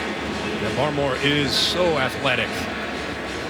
You know, he's by far, we talked about him earlier, the best pass rusher. They can get pressure without having to blitz because of his speed and quickness and being able to shoot gaps. They're setting up a screen, which helps him get in there, but he got into Justin Fields before he wanted to dump that ball to Teague. Bama goes everywhere for players. Barmore's from Philadelphia. Second down, Fields lost it into traffic. They fight for the ball. It's incomplete. Branch battling with Wilson. Third down coming up now. They put Branch out there on an island with Garrett Wilson, who's a tremendous route runner. But what I love is watch how his eyes turn and wait for the ball. Look at him looking, waiting. Then he goes up. Wilson actually does a good job of playing defense to knock that ball away, but terrific technique by Branch that time in coverage on the slot. Crowley's the back. Bama bench jumping around, waving towels, hoping for a stop here. They dump it off underneath. No chance for Crowley. tackled immediately by Christian Harris, and now Bama's going to get the football back before half. I think Bama never had a guy running off the field. Nick Saban was going crazy because of miscommunication. This is all because of Jordan Battle not being out there. I mean, you can see he's running. You see right here, he's trying to get off the field. He didn't make it. That's Armour Davis. No, and watch Nick Saban at the top. He got fired up. I didn't see no foul I didn't see a flag. For too many men on the field, it was the 11th player who ran off. Okay. So they would have had 10. You're right, Battle. They played with 10 players. Said Battle's the guy in the back end, the vocal communicator. You got to get him checks the adjustments in there, and with him targeting and out, responsibility falls to less experienced guys. Yeah, miscommunication there, and Alabama catches a break playing on that third down with just 10 players. A lot of teams would like to have said, Nick, can you take one off? Can we play against a 10-man defense over the years? No doubt. Crispin to punt it, and the Heisman Trophy winner trying to add to his special first half, awaiting the punt at the 30. And he'll be driven back. No fair catch. Smith running sideways, turning the corner, accelerating. Hold your breath, Ohio State fans. They finally knock him down at the 40. Smith a little slow to get up, but Bama, good field position, 2:29 and 3 timeouts before the break. He's okay. Of course, Alabama, they get the ball. Keep saying this. Start the second half. They're thinking about another touchdown, trying to go up 35-17. Ohio State, who's been trying to play conservative, trying to keep everything in front of them. They got to be careful on this possession. Do you continue to be conservative, or do you dial up a little bit of pressure and try to come after them? One thing you better do is keep an eye on Devontae Smith. Good idea. Waddle back in the game. And the one catch earlier. Smith has to retreat. It's a screen. Harris turns it up and gallops into Ohio State territory at the 46. Plenty of time. They're expecting pressure. Ohio State didn't blitz, but the backers and safeties dropping so far that once the the defensive lineman came in, he just dumped it, and he had a lot of room with a convoy in front of him. So Jones with the first half fumble, but other than that, frighteningly efficient. 20 for 23, 273. Buckeyes show pressure up the middle. They get through. Jones backpedals. A screen again to Harris, and this time they contain him. About a 4-yard gain. Cooper on the tackle. Yeah, that's one thing about Steve Sarkisian. It's kind of that NFL model. Just keep going to it until they stop it. They bring Borland, who would normally be accounting for Najee Harris slipping out of the backfield. So back-to-back screens. And Devontae Smith on both of those plays was on the sideline. Now he comes back out, and he and Waddle now on the field together. Devontae Smith right here and Waddle right to his left. Play action. Jones steps up right down the middle of the field. It's touchdown. Devontae Smith cannot be stopped. A truly special performance by the Heisman Trophy winner. 3 touchdowns in the first half. You want to talk about a tough ask? Tough Borland, a middle linebacker, running on a seam route with a Heisman Trophy winner who's had a career night. They had a watch party in Little Amite, Louisiana, his hometown, which is LSU country, and they could exhale and celebrate on Tuesday night. Another watch party tonight. You get the feeling they are going crazy as their favorite son is going nuts in his final game in a Crimson Tide uniform. Alabama stretches the lead. 3rd touchdown for Smith. I just showed you where Devontae Smith was. He took a couple plays off after that punt return. He's in the inside. You'll see Ohio State safety Williamson work to the middle, and he's just going to hit this crease. And Tough Borland, the middle linebacker, is going to try to stay with him and try to get vertical with him. You just can't make that play. It's impossible for Tough Borland. And they split Wade and Williamson, the safety, in that seam. Times they make it look easy, but it's play concept, playmaker, accurate quarterback. And Kirk, this is scary, but look at the last 39 drives Alabama's had in the first half. 39 drives, 30 touchdowns. That is frightening. Frightening. We thought LSU was maybe the greatest offense we'd seen in the sport last year. For all the young receivers that play college football, don't just watch Devontae Smith. Watch how Devontae Smith plays. You see any trash talking from him? It's all work. It's all business. He's ready to get back out on the field. It's all business for Devontae Smith. Well said. And it's been like that from the start of his college career. And it's going to continue on Sundays as well. Tomorrow night, 2 conferences represented here. The college hoops doubleheader. Top 10 matchup. Wisconsin against undefeated Michigan in the Chrysler Center. 9 o'clock. Crimson Tide Hoops team takes on Kentucky at Rupp on ESPN and on the app. Well, here we go again. Ohio State now has 148 before halftime to try to avoid the idea of Alabama getting the ball back to start the third quarter and building a really big lead. So urgency now for Fields. They hand it off to Crowley, and he's knocked down. They do have 2 timeouts. Branch on the tackle, not spending it here.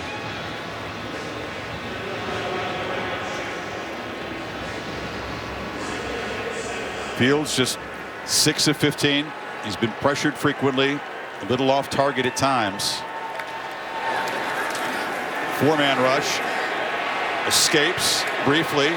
Flag comes down in the offensive line hit area before Allen knocks him down. This is a hold.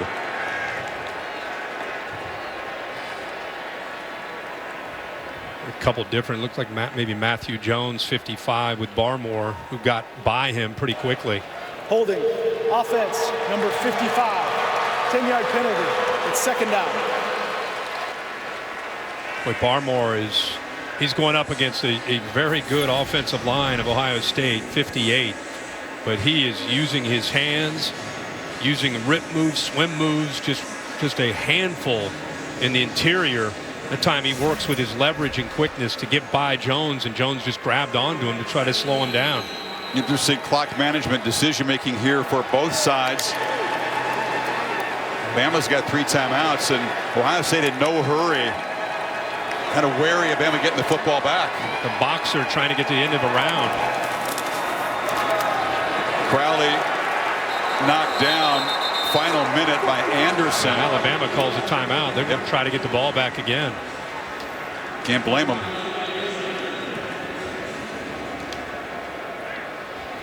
Jackson, another defensive lineman down. And that is an area that already the Buckeyes were thin coming in with Togiai and Tyreek Smith unable to go. They come out in the very first play of the game. Trey Sermon is injured, out of the game. So the guy had been such a hot hand on offense. It increases the burden on Justin Fields against this tough defense. For a while they were matching Alabama, but it's been tough to keep up in the second quarter. To me it's all about Ohio State's defense, and we knew coming in what a challenge it would be. And we thought LSU's offense last year was historic, and this offense is, if you look at the numbers, pretty similar. They have a lot of different weapons, and it's been tough for Ohio State to match up out in space. They're trying to squeeze in the red zone, but give Mac Jones, the quarterback, Steve Sarkisian, all his playmakers, a lot of credit because they keep finding those one-on-one matchups and keep winning them. It's the 26th consecutive game that Alabama's hit 35+. They do it here in the first half. They've scored in all but 2 quarters that they played this season. And think about that. Yeah, and once you get down, what you got to avoid is panicking and starting to kind of press and trying to get points. Easy to say. Yeah, I know. And Ohio State's trying to work the clock here and just trying to see if they can get to halftime. Yeah, that's Davis, Wyatt Davis, one of their top players who's down there. And, you know that Sarkisian's not going to throttle back. It's just something to marvel at. The guy that you've such admiration for, Devontae Smith, who delivered that message in his Heisman Trophy speech. Everybody that's told they're too small, undersized, anything is possible if you work hard and dream big. And he was the guy that did not look like the most imposing receiver in the world when he arrived at Alabama, but has just worked and obviously has a great ability, but has made himself into an all-time great. His attitude is everything, and he's real humble. He just continues to work hard to get better and better. Hopefully Jackson's okay. I mean, he's down. He's Ohio State, another defensive lineman that's down. Let's take a look at what happened here. Yeah, and that's Big Davis there trying to get off the field. I hear 52. Left side. Davis right here. Yeah, he's a guy that is a first-round type prospect and a leader up front. And talk about guys you don't want to lose. Sermon would be near the top of the list, and up front, Davis would certainly be a guy you did not want to see end his season, perhaps his career here. His face tells the story.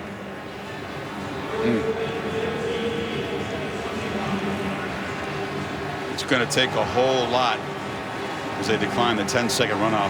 And now at 3rd and 14, Bama didn't have to spend a timeout there because of that injury. They still got 3 to work with.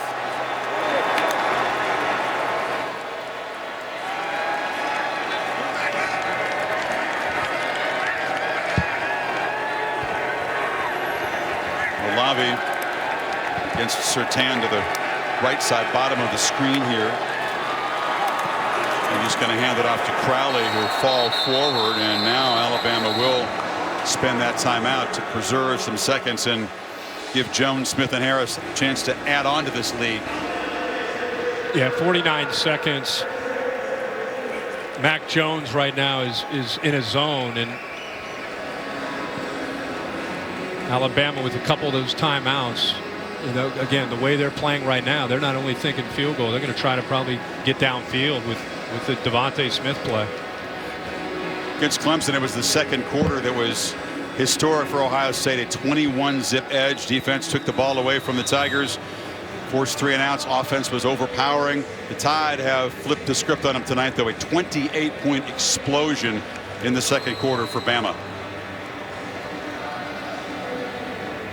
Last thing they want to see is Smith back there to receive this punt.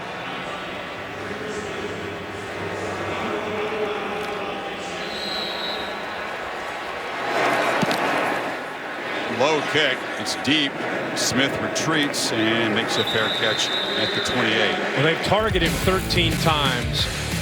He's got 12 receptions, and there's been some creativity. He's obviously a special player. He can do so many different things. I mean, early in his career, he was a downfield vertical threat, but this year, in the last couple of years, he's become a guy with his strong hands, his route running, just a complete receiver. And here, another well-designed play for tough Borland, the middle linebacker, trying to stay with him. Just a mismatch. Tonight's Capital One rewarding performance. Talked about the comparison to LSU. They exploded in the second quarter against Clemson last year. The game was tied after 1. Second quarter was decisive for the Bayou Bengals. Mechie, near side, weaves his way to the 35. Clock will roll as they spend the timeout here. And they will take it. So one more to work with here. 33 seconds. Reichert can kick it from as deep as 50-55 yards. So they've got to get about 20, 35, 33 yards in field goal range or so. Yeah, they worked hard. When we went to practice, the only practice I've been to all year. We went to practice a couple days ago, and they worked their 2-minute drill hard, good against good, and it's always fun to watch it get competitive. And they worked for moments just like this, just trying to get into field goal range with a timeout or 2 left. It was fun to see a practice, wasn't it? It's been off limits all season long. It has. Appreciate, because of COVID, of course, we appreciate the access that Nick Saban allowed us. Bama goes good on good, as they say. First team O against the first team D. It's about as competitive as it gets on a practice field. Where is Devontae Smith, you ask? Slot to the right as Harris motions back in. Jones looks over the middle. Harris again. Catch, stiff arm, first down. Clock stops momentarily. They move the ball to the 44. Williamson got a stiff arm there from Najee Harris. He's just trying to get lined back up. Jones again, and making the catch on his knees is Slade Bolden. They have to spend the timeout. It's not a first down. Ball into Ohio State territory. So 20 seconds. the final timeout. They've still got to move it another 15 yards, you'd think, to give Reichert, who hasn't missed a PAT or field goal all season long, a reasonable chance. Not only that, Bama does use that last timeout, so changes it, you know, first down, stop the clock, and be able to get up to the line of scrimmage, spike it. Steve Sarkisian is off to Texas, trying to get things going in Austin. Doesn't look too distracted tonight. Said he was all in, calling plays. He's trying to assemble a staff, and as of tomorrow morning, he'll head out, and he says he'll celebrate tonight if they win, but then it's on to the Burn Orange Nation. Yeah, he talked to us about moving on and feeling a commitment, obviously, to this team and these players, and wanting to finish it off before he even thinks about heading to Austin and starting that job. He's another award winner, by the way. Broyles Award as the top assistant in college football this season. Got Zach Harrison. Jumps off, yeah. Gonna move the ball 5 yards closer to field goal range. Offense, number 79, 5-yard penalty. It's second down. First time Texas has hired an assistant coach to be a head coach in 70 years. Of course, Sarkisian was a head coach at Washington and USC. That's on Alabama. Yeah, they moved Alabama back. You know, the center maybe just moved the ball a little bit. I think that's probably what it was that made Harrison jump. Would be the only reason the umpire would see that and move Bama back. Saban begs to differ over there. Still can't take a sack with no timeouts. Delivers across the middle, and no flag. Alabama wanted one as Wade was covering Williams. 3rd and 8. He's in man-to-man coverage and grabbed on to the back of his jersey. I thought you might see a flag come out as well on a crossing route from Xavier Williams, but a no call. So now they've got to get the first down, and if they don't get out of bounds, get up and spike it. 15 seconds.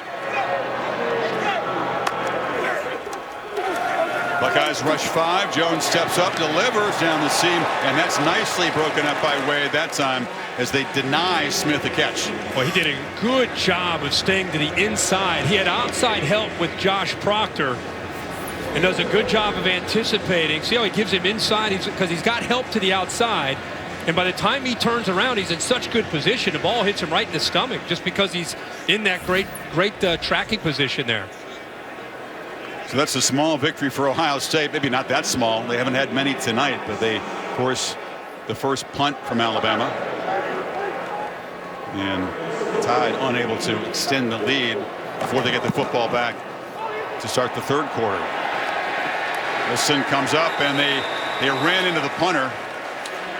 It would have to be a personal foul to be a first down. Let's see the ruling from this Big 12 crew.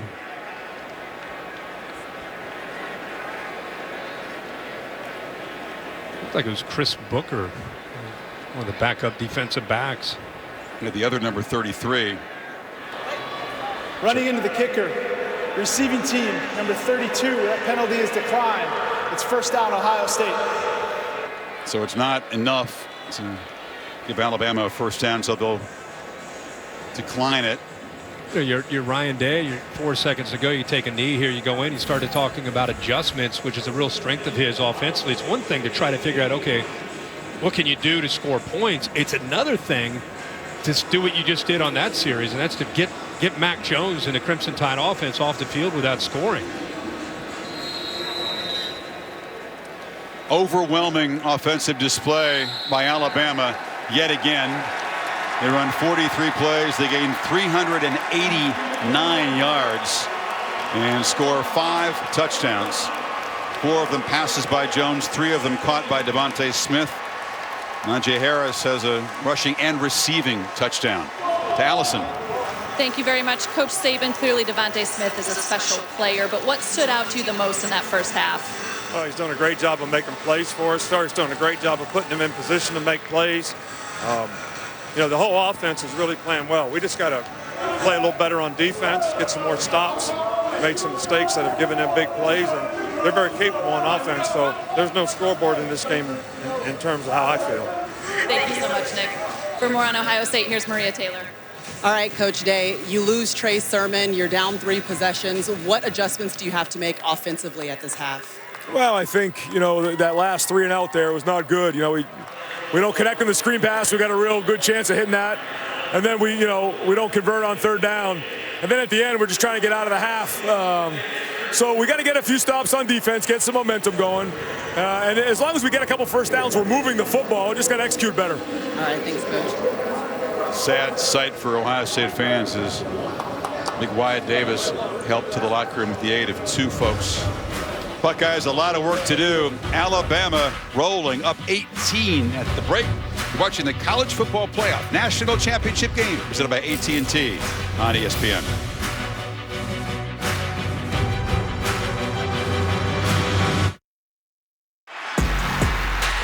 Savor the moment. Crimson Tide and Buckeyes for the championship of this surreal season. Devontae headed for the end zone, and Ohio State, they cash in the fumble recovery. Najee Harris leaps to the end zone. Devontae Smith cannot be stopped.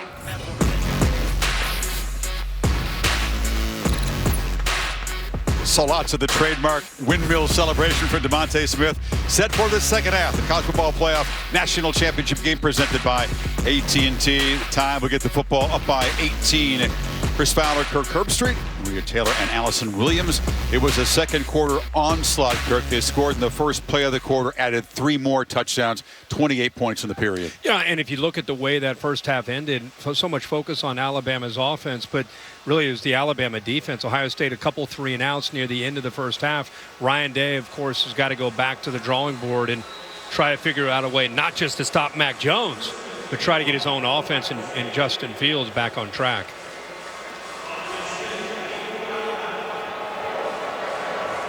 Jones, 25 of 30, 342 and 4 in the first half.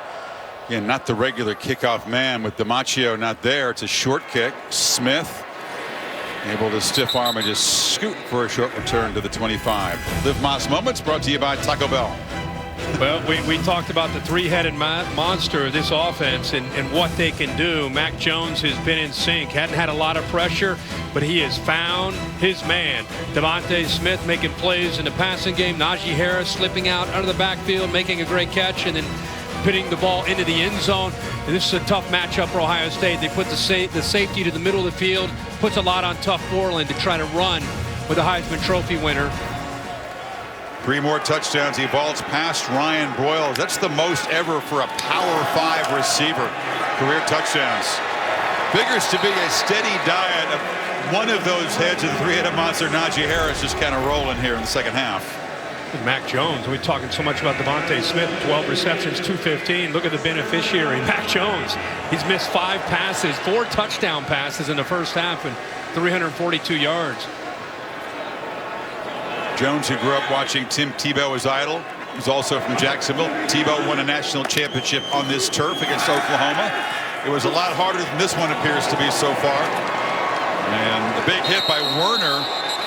Coming back to catch the ball is Smith, and that time the linebacker delivered a shot. You know, I don't think Devontae Smith ever had possession of the ball. In fact, at one point when Werner hit him, the ball was pressed against Werner and Devontae Smith. Watch the ball, it's kind of sitting there, and then it finally comes out. So no possession and an incompletion. Waddle coming back onto the field. You're looking at Smith's arm. Big question was, would Jalen Waddle be able to defy the experts and the timetable and make a contribution tonight in an early 15-yard reception that set up Bama's first score? It's been used sparingly. Harris weaves his way to the 40. It'll be 3rd down and 6. You know, the way that Devontae Smith was responding, I don't know if it's a finger. I don't think it's the arm. I think he responded so quickly and was kind of turning his head away from it. Maybe go back and take a look at that hit by Werner, but Bama now in a 3rd down. And Smith in the 10. Ohio State tightening up their coverage. Except for on the edges against the tight end and Najee Harris at the top.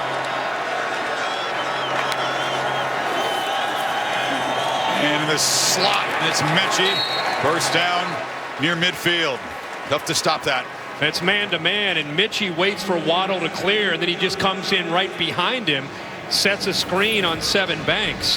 One to the outside, comes underneath him, sets a little pick, and gives Mechie room to get that separation from Sevyn Banks and a first down. 6 catches for Mechie.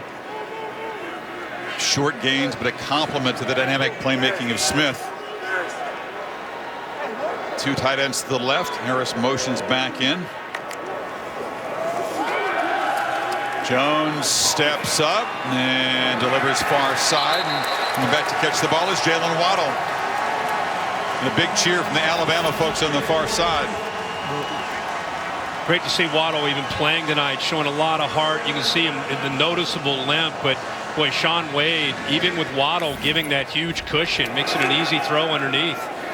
You know, Waddle broke the 2 bones in the lower leg. You have that plate and the screws put in there.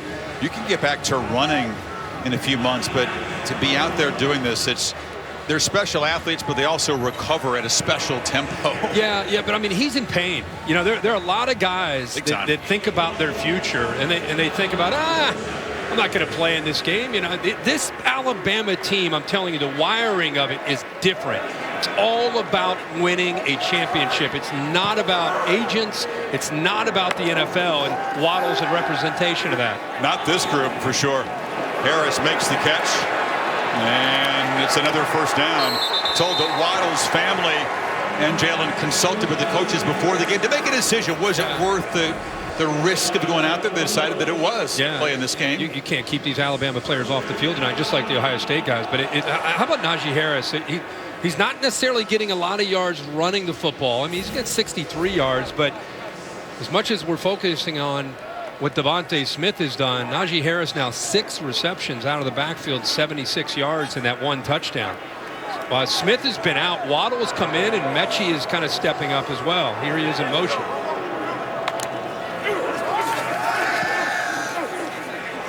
And nowhere to go. Quan Jackson's there.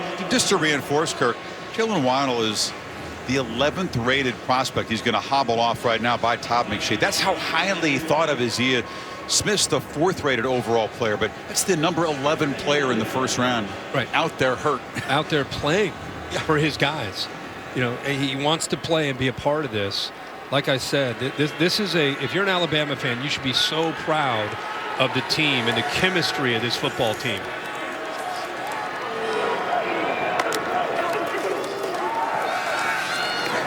And there's another slant. Williams that time. Tackled by Banks. Allison? Guys, the thing to keep in mind with Waddle, too, is he has to get comfortable with how that ankle feels. It is healed. He has full range of motion. I was actually told he has already hit his pre-injury top speed, but it feels differently. So he isn't as comfortable as he usually would be. It's remarkable that he's even out there, and a testament to his dedication to the rehab plan that was set for day by day with this date targeted. He told them in the ambulance, he looked at the doctors and said, I want to get back for the national championship game. And that was 11 weeks ago. Pump fake. They get into Jaleel Billingsley. The young tight end from Chicago has been a serious weapon in recent games. Kind of a quiet night so far tonight. They haven't needed to use him. Yeah, so far tonight, and you know he is a weapon that so often you get caught up in all the receivers, and he becomes a real threat because they're able to utilize him when the defense spends so much time with their safeties worrying about Mechie and of course Devontae Smith. Smith continues to be out on this drive, and as we've seen, Williams and others have stepped up. No, Devontae hasn't mattered so far. Tide threatening again on 2nd and 5. Jones backpedals and just fires into the turf. Forrestal was in the neighborhood, but well covered. And Zach Harrison brought the pressure. Yeah, really good job by Ohio State communicating on the crossing routes. Tough Borland picked up Forrestal. Pete Werner picked up the crossing Xavier Williams. Mac Jones, one thing about it, I mean, he usually has answers. One of the answers is not scrambling. It's just not what he's known for. He's known for decision-making and accuracy. Big play for Ohio State's defense. A field goal would keep the margin at 21. And score a touchdown here, talking about a 4-score game. Harris slips through some tackles and leans for a 1st and goal. They have not been able to get him to the ground with the first guy tonight. No, they had him. Vincent was in there. He had him. And then Pete Werner. Right in the middle. Watch 6 get off of the block. He's right there. He's got him wrapped up. And then Pete Werner's got still short of the first down, but tremendous leg drive and effort. Najee Harris knew exactly where he needed to go for that first down. Najee's got it again on 1st and goal. They string it out, and Borland and Warner stop him at the line of scrimmage. Najee Harris talked about being one of the heroes, the unsung hero, but an important contribution in that championship game win over Georgia when he came off the bench as a freshman. He's from the Bay Area. They came short, well short. He was playing at a championship game at home, but trying to bookend his career with 2 rings. Got to appreciate when he came in as a 5-star, he thought he'd walk right in, but there was Josh Jacobs, Damian Harris. And that one broken up nicely. Wade got a hand in denying Mechie. And it's 3rd and goal. And when Mechie went from the outside to the inside, right here, watch Sean Wade kind of work back to the inside. Gets a hand on him. That's why you heard maybe some of the crowd reaction. But going back to Najee Harris, he shows up as a 5-star, and Bo Scarborough's there. Yep. Damian Harris is there. Josh Jacobs is there. You had to be patient. Patience pays off. Doak Walker Award winner. 3rd and goal. Bubble screen. Big shot delivered. Harris just absorbed that blow. Proctor eventually gets him down. He had 2 blockers in front of him, and it was about trying to beat Josh Proctor, 41, but he gets underneath the blocks. He's clean. Harris, I can't believe he held on to the football and even stood up and withstood that hit from Josh Proctor. So Buckeyes do make a stand, keep Alabama out of the end zone. And here's the first field goal attempt tonight from Will Reichard. And he stays perfect in all of his field goals and PATs. Tide stretched the lead, but Ohio State stays within 21 midway 3rd quarter.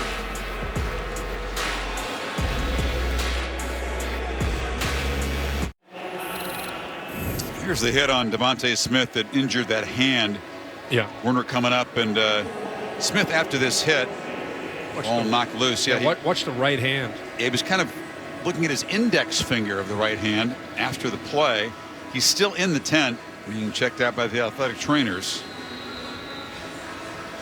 He's a tough kid too. I mean, for him to come out obviously in a lot of pain, and he's been in that tent now for 10 to 15 minutes. Well, he was inside the tent. The Tide were chewing almost half of the 3rd quarter, a 16-play 75-yard drive resulting in the field goal. So that was more important than the 3 points they added to the lead. Fields and the Buckeyes need a quick spark.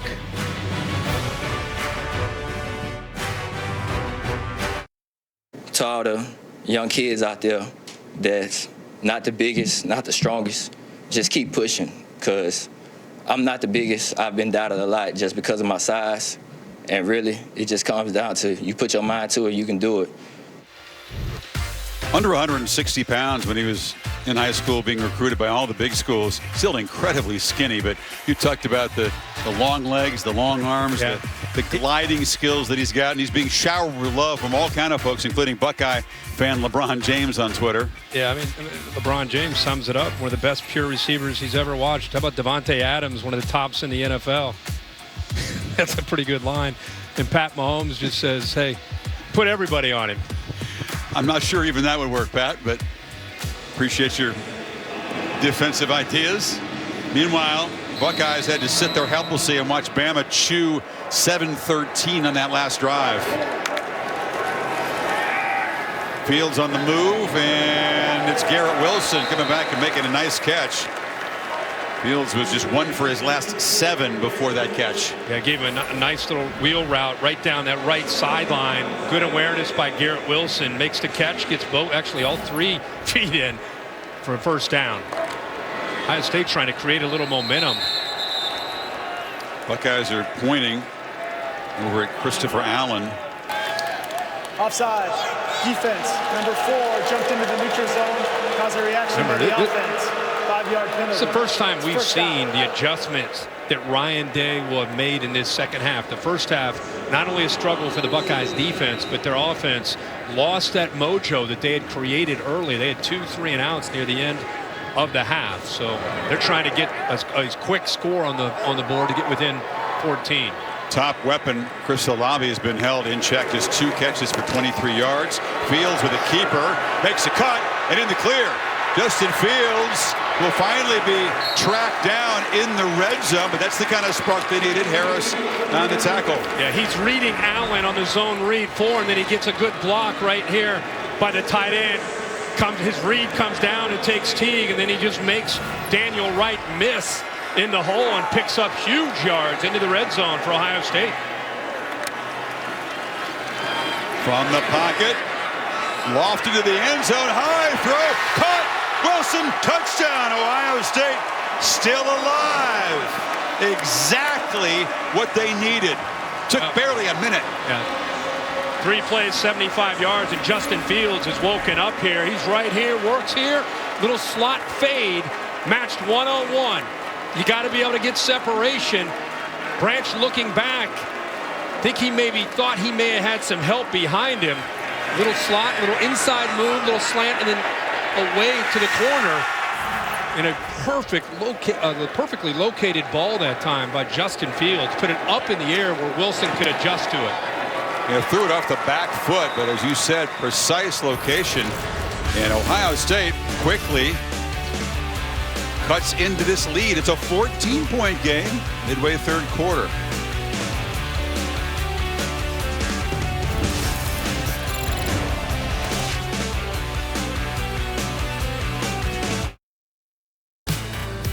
Goodyear providing aerial pictures tonight, making the plays that move you forward. Goodyear, more driven. Hard Rock, one of the more photogenic stadiums from the air. Shame that it's not filled. A shame we don't have the 2 bands here, Kirk. I really miss the $1 Million Band, the best damn band of the land, as Ohio State's excellent band is known as. You don't have Brutus Buckeye or Bill or Big Al, the 2 iconic mascots. Look forward to welcoming the pageantry back next season. Can't wait. Can't wait. Shout out to the band members of both schools who are home watching, unable to be here. Devontae Smith continues to be in that tent. He's been in there now almost, actually a little over 20 minutes. Went in there at about 10:27. It's just not normal. No, I mean usually when you have a player go into a tent potentially that long, a lot of times you take him into the locker room and do whatever you need to do. So I'm sure they're still very hopeful to be able to get him back. In the meantime, Waddle is back out on the field. Mechie takes on new responsibility as a go-to guy in Ohio State. Without 6 out there, they try to dial up pressure and see if they can get after Mac Jones. And it's Brian Robinson spelling Harris at tailback here. And they feed him. He makes a cut. Buckeye defense on the field for so long, for 16 plays. The only bad news about that last sequence, they got to go right back out there and find some energy, regroup quickly. Yeah, and you know, Devontae Smith is coming out of the tent, I'm being told, and see if he's able to come back out. You know, if there's anybody that can, it'll be him. Maybe he's still has a towel over that hand. But Bama's been attacking through the air tonight, and you know they'll continue to do that. But they also want to try to continue to work clock the way they did that last drive. Second down throw near side. Waddle just cradles the football. At some point, Kerry Combs, as a defense coordinator, even though the plan was to be soft in coverage, keep things in front of you, at this point in the game, under 6 minutes to go and down 14, you wonder if he starts to think about tightening things up, especially without Devontae Smith and Waddle kind of hobbling around. Trust Banks and Wade to tighten up that coverage. Harris back in the game on 3rd and 2. Smith making his way to the Alabama locker room after the long stay in the tent. Still with that towel over the right hand. Condensed formation. They'll try to get outside with Najee. Jones scrambles, pump fakes, and just flips it. And in stride, it's Billingsley, knocked out hard by Borland. And that ball for a fumble. Tough Borland's act. Like he knocked it loose and he came up with it. Good awareness by Mac Jones to not give up on it. It takes a while. He's scrambling, and how about Billingsley working with him, able to pull away from tough Borland. He gets up in the air, and then Borland hits him. Let's see if the ball appears to be in control when it hits the ground. Right. Yep. So first down at the Buckeyes 45. Billingsley, a quiet start. He's got sod up in that face mask, but he's going to get involved in this game now. Ohio State, maybe they're potentially asking, are they going to call timeout, try to get a review?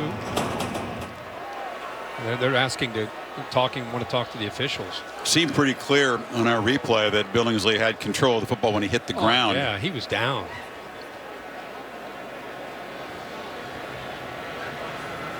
And Ryan Day and Nick Saban, both head coaches in this game, were among the 24, I have to look at it here, 24 FBS head coaches who, despite best practices and the protocol, who got COVID. Day made a serious sacrifice.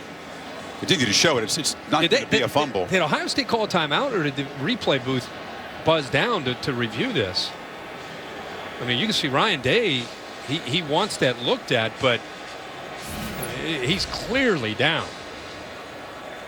They've not charged him with a timeout, but that didn't really deserve the lengthy look that it's getting. Anyway, Day living in a guest house behind his main house for 7 weeks. By Ohio State. It's a 30-second timeout. Think about that sacrifice. Couldn't hug his daughters, he said, for 7 weeks, and then ended up getting COVID after that. But Saban's journey was different, but both these guys, felt the impact, Kirk, of the virus. Yeah. Ryan Day missed the Michigan State game, and Nick Saban missed the Auburn game. That was a big timeout. They charged a timeout there because he wanted them to take a peek. And when you're down 14 with 5:20 to go in the third, you want to try to hold on to those timeouts. Yeah, there's no way to get that look at it without using the timeout. But I agree with you. That might come in handy later. In the meantime, Tide on the move again. And Chris, I want to see if they decide to start tightening up the coverage instead of giving up those underneath throws. They fake it to Robinson. Jones steps up, eludes pressure. He's not an electric runner with the football, but he's got great pocket sense, doesn't he? Escapability, instincts. Yeah. I mean, it's now he looks like he's limping as well. Ohio State they got pressure with 4. Watch the backers. They're dropping in coverage. Cooper does a good job of forcing him to step up, and then he just sees he's got room to work. And you're right. It's just an awareness and a feel, and he's athletic enough to pick up that first down. Warner kind of fell on him and may have gotten Jones in the leg there. He's up and moving around okay. First down. Robinson forced outside, and Warner eventually able to tackle him along with Borland. Allison, what do you have? Well, Alabama has confirmed it is a hand injury for Devontae Smith. They've taken him in the locker room for further evaluation, and at this time he's questionable to return. It's too bad. We were enjoying the Devontae Smith show. 12 catches, 215 yards, and a hat trick of touchdowns in the first half. His night may be done. We'll keep you posted. 2nd and 6.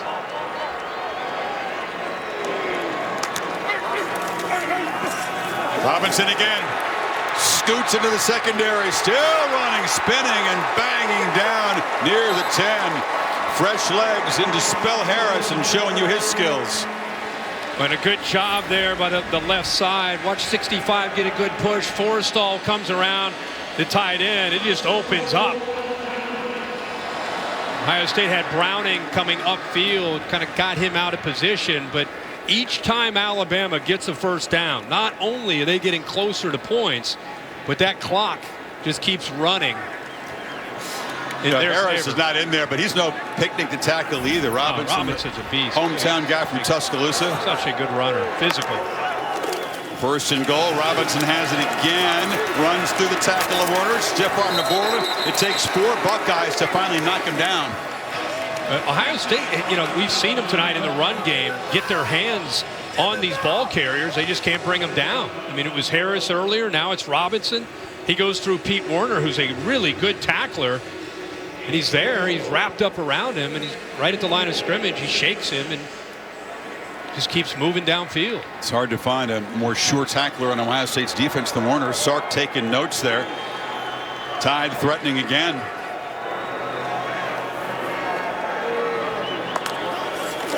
That's Bolden, who came in motion, got it in the flat, and got a touchdown. Slade Bolden dives into the end zone for his very first career touchdown, and Matt Jones there to celebrate with the sophomore from Louisiana. A special moment, your first career touch, and it's in a championship game. He was really in orbit motion, full speed. Sean Wade, who has him man-to-man, is jogging. Watch here, he's going to go here and around. Sean Wade, who has him, watch the speed in which he trails him. It just doesn't look like he's at full speed, so he gets outflanked, and it ends up costing him by not being in position. Bolden, then sawed off, bearded slot receiver, 22nd catch of the season, and it's a sweet one, finding the end zone as the Tide stretch the lead back to 21 inside of 3 to play in quarter number 3. Tide keep marching. 75 yards in 8 plays, take almost 4 more minutes off the clock, and they are in charge in Miami.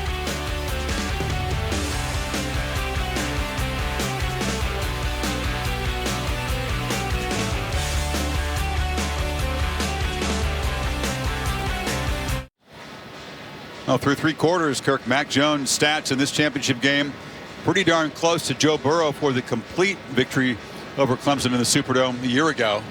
It's been incredible to look at the numbers as the year has gone on, the way this offense has been able to put up numbers. Because when we watched LSU last year, we're like, we'll never see an offense like this again. And here we are with Alabama, who lost so many weapons. I mean, you lose Tua, right? You think, okay, the receivers, Jerry Jeudy, Henry Ruggs, how is this offense going to be? And they've been as productive as any that Nick Saban's ever had. But you got 2 wizardry kind of play callers in Brady and Sark. Take a look at Ohio State's last drive. The last drive, when I talked about how important it would for them to be to not just score, but try to score fast, and they did. It was that zone read play, and then good to see Justin Fields being able to get out in the open field and make a play with his legs, and comes right back the very next play and puts it right on the money to Garrett Wilson up in the air, where he was able to adjust in the back of the end zone. But Alabama answered, so putting even more pressure on Fields in this offense. Fields was in a funk until that last drive. A couple of completions and a big run. Fake it to Teague. Fields rolls and fires to Olavi, who comes back and makes a catch. Just his 3rd tonight. It's a first down. Yeah, kind of a quiet night. He had such the big game against Clemson. He made so many plays, 6 catches and 132 yards and a couple of scores. Surtain was on him that time. Hasn't been much easy access for this Ohio State offense tonight. Because Ohio State slows down, you see Surtain now able to move over to get Helms to nickel back off of coverage. Teague running to the boundary and shoved out by Daniel Wright after a short gain. Pete Golding has done a remarkable job with his defense this year. I mean, I talked earlier about how they lost Jared Maiden, Trevon Diggs, Xavier McKinney, Shaheem Carter. So many great players and experienced players in the back end, and it showed early in the year. They had a lot of miscommunication, but man, through the year, through experience, trial and error, they've really grown up to become an outstanding secondary. Fields on the keeper, takes off, slides down, begins the slide at the 42. They'll spot the ball there. Helms was in the neighborhood, and now it's 3rd and 3. Keep in mind, I mean, this secondary is playing without Jordan Battle, 9, who went out with a targeting call in the first half, and he's truly become one of the vocal leaders of the back end.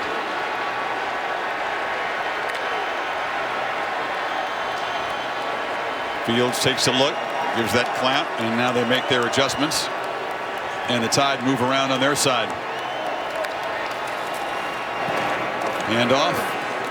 And not getting there is Teague. It'll be 4th down.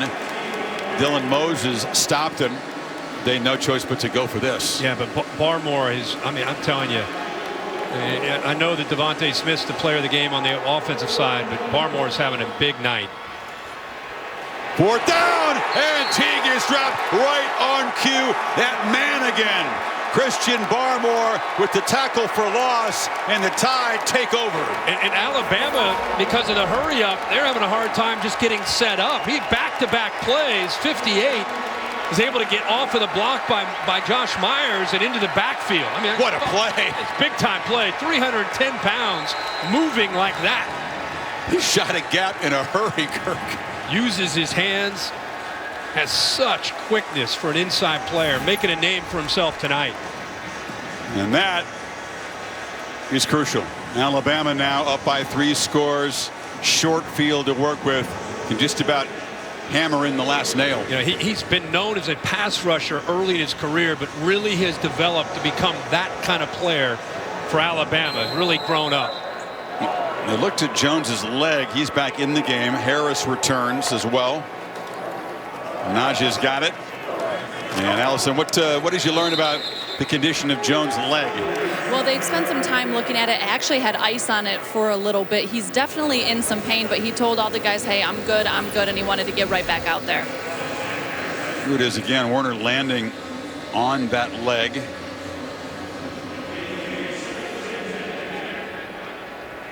Closing in on a championship, into a dream season.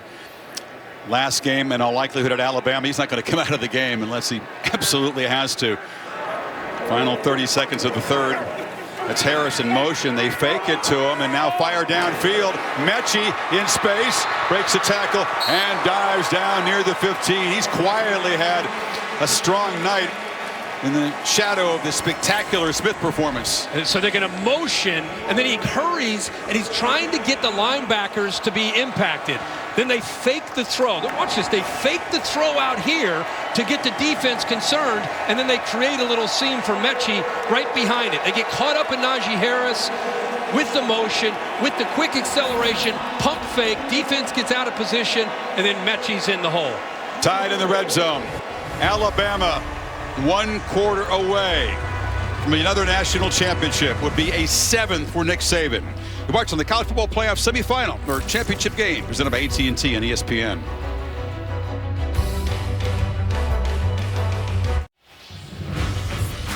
Set for the final quarter.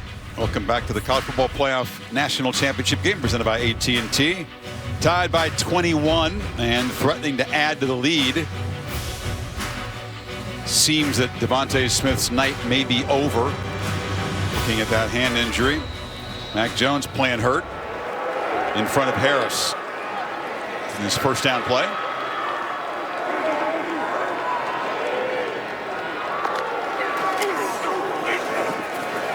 Harris into heavy traffic off the left side, picks up 3. Antoine Jackson stopped him. Antoine Jackson has been playing a lot with Jerron Cage for Tomi Togiai in the middle. We've seen Teron Vincent.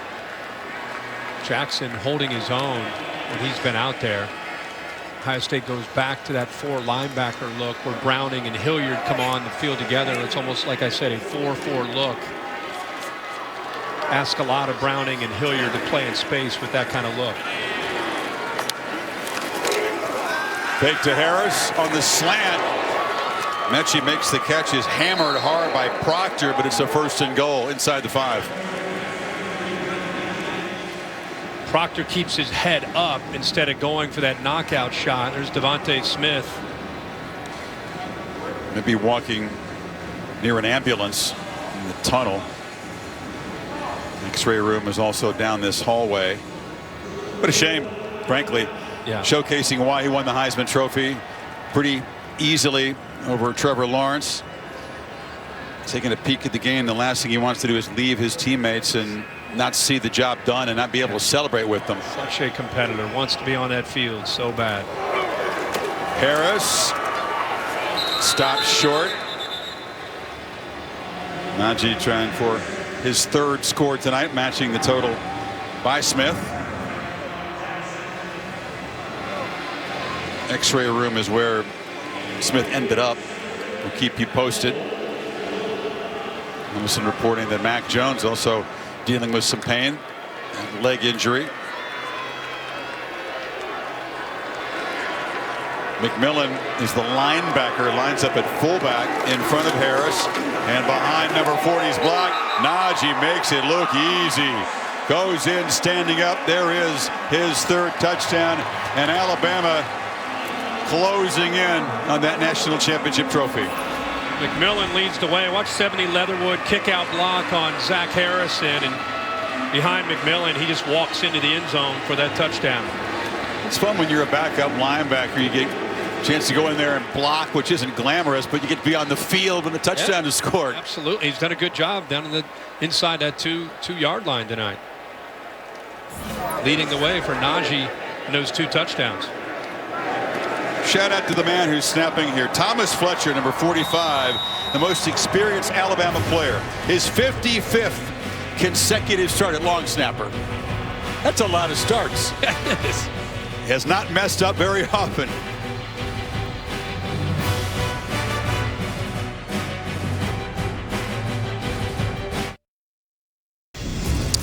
Tonight's AT&T 5G top performance.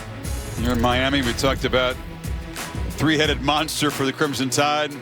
Jones, 36 of 44, 464 and 5, 3 of them to Devontae Smith. Najee Harris is about 154 all-purpose yards. He's also caught 7 passes to go with those rushing yards. We also talked about the red zone. Would Bama score in the red zone? Would Ohio State hold them out? Bama's been inside there 5 or 6 times. They have 5 touchdowns in the red zone. Allison, an update on the condition of Mac Jones' leg. Yeah, he continues to receive treatment. Head athletic trainer Jeff Allen rubbing ice on his lower leg. And you can tell, guys, just looking at Jones, he is in an incredible amount of pain right now. Jeff Allen, as good as they come, Kirk. Part of the success of this amazing football machine in Alabama is the medical staff and the athletic training staff. Absolutely top-notch.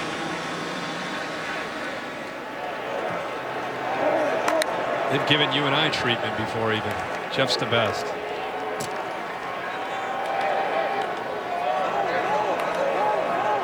Concern in the face of Holly Jones, Mac's mom. And Alabama 13 minutes away from an incredibly satisfying end of this season, although a mom's concern is going to be for her son's health. Jones projected as a late first rounder. Olave nowhere to run after the catch. Patrick Surtain was right there. Well, that was really good job by Surtain, anticipating and getting off of the would-be block by Rucker, the bigger tight end.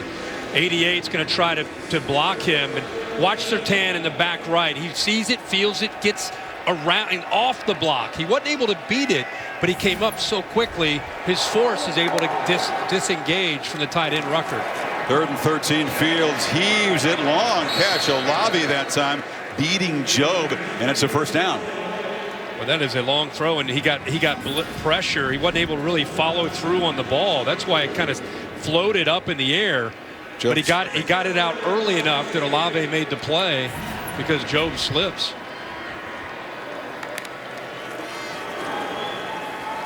Fields wanted to launch downfield, instead finds Olave. They'll take the 11, and he steps out of bounds. Needed to be Superman tonight, didn't he? You got to be brilliant at quarterback to beat Alabama these days. It was going to be hard to match that performance against Clemson. A little unsettled early, had a bad patch, and he's been pressured a lot tonight. Lofted in the air, incomplete, intended for Williams. I think he's got to continue to show a lot of heart. He's done that over the last couple games. Ohio State played Clemson. A lot of people doubted him, doubted the Ohio State team, and he really played with a chip on his shoulder, had the 6 touchdown passes, impressed the nation, and tonight things get sideways on him, and here we are with 11:51 to go, and they're down big, and sometimes you can learn as much about a quarterback in these situations as any.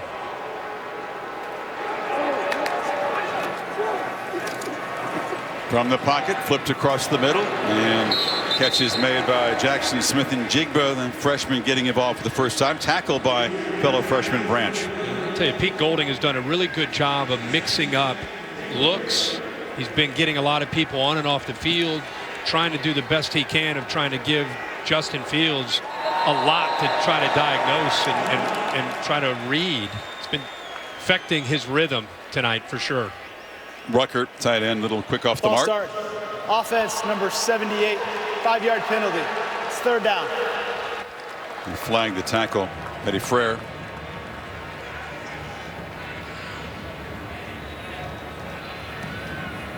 Penalties not a huge factor tonight, just 4 on Ohio State. Bama penalized 5 times.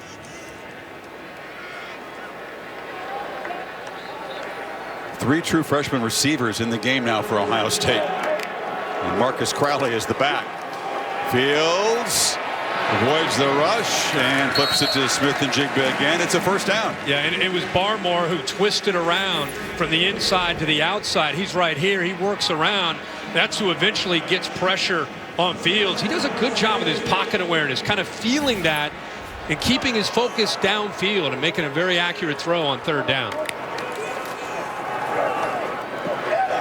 Crowley tried to squirt through the opening, but Ben Davis got an arm on him. And coming into this game, a lot of people thought after the way Ohio State played against Clemson that they'd have an advantage at the line of scrimmage against this defensive line from Bama, but they have really held their own up front, led by Christian Barmore.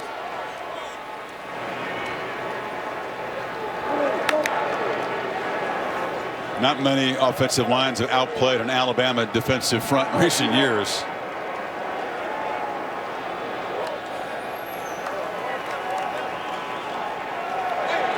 Fields gets the adjustment. Ruckert comes in motion. Crowley again bangs forward. Physical tackle by Daniel Wright. It'll be third down. Buckeyes a little methodical here. Down by 4 scores. Bama's just trying to keep all the potential big plays. Keep them out. Keep everything in front of the defense. Trying to make Ohio State work that clock.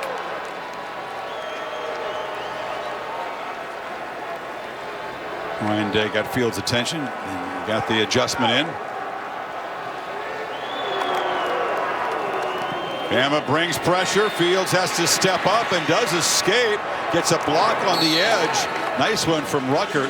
Barmore was in there quickly, but it's a first down. Yeah, Barmore again. This time he goes by the freshman. How about Paris Campbell? He's known as a tackle. How about coming in here and having to take on Barmore? But he does enough of pushing him around and giving Fields a chance to step up and eventually pick up that first down. Pretty good coverage downfield, but again, you always got to be able to account for Justin Fields and his legs on those third down plays.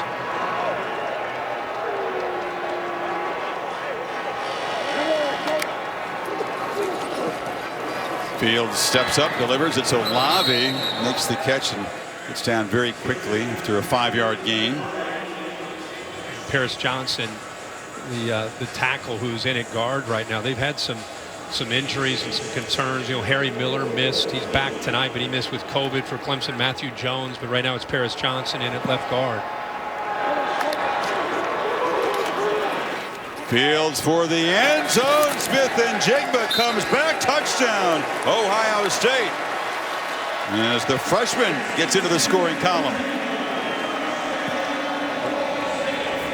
He's got a bright future. Smith-Njigba. This ball is thrown on that slot fade. Look at the ball. Look at the location of that ball into the corner. Looked like he may have bobbled it towards the end. Ooh, that ball went in the air. That ball went into the air as he was going out of bounds. Perfectly placed ball by Justin Fields. They're trying to get the PAT real quick here. See right there? It's separation. They're waiting. Yeah. They tried to get the quick PAT with the Big 12 crew on it. It's under review. We'll take a break while they check it out. But on the back end, we'll get Bill Lamagna a rep. Get him to weigh in on this one. It's been quiet night from the right end of the booth. We'll change that. Did he have control when he broke the plane? Let's take a look.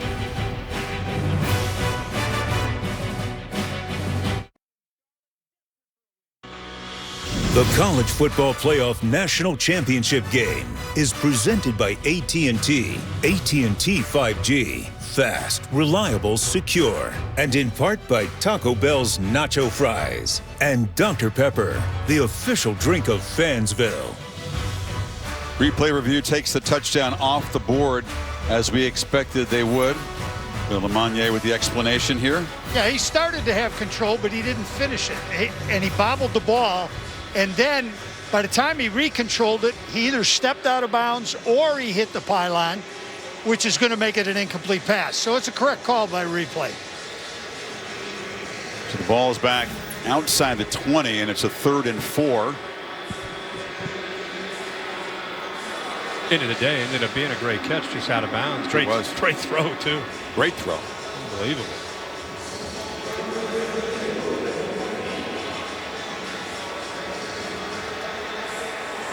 For a shortened season, Kurt, Fields has a whole lot of Buckeyes on that helmet. And only game 8.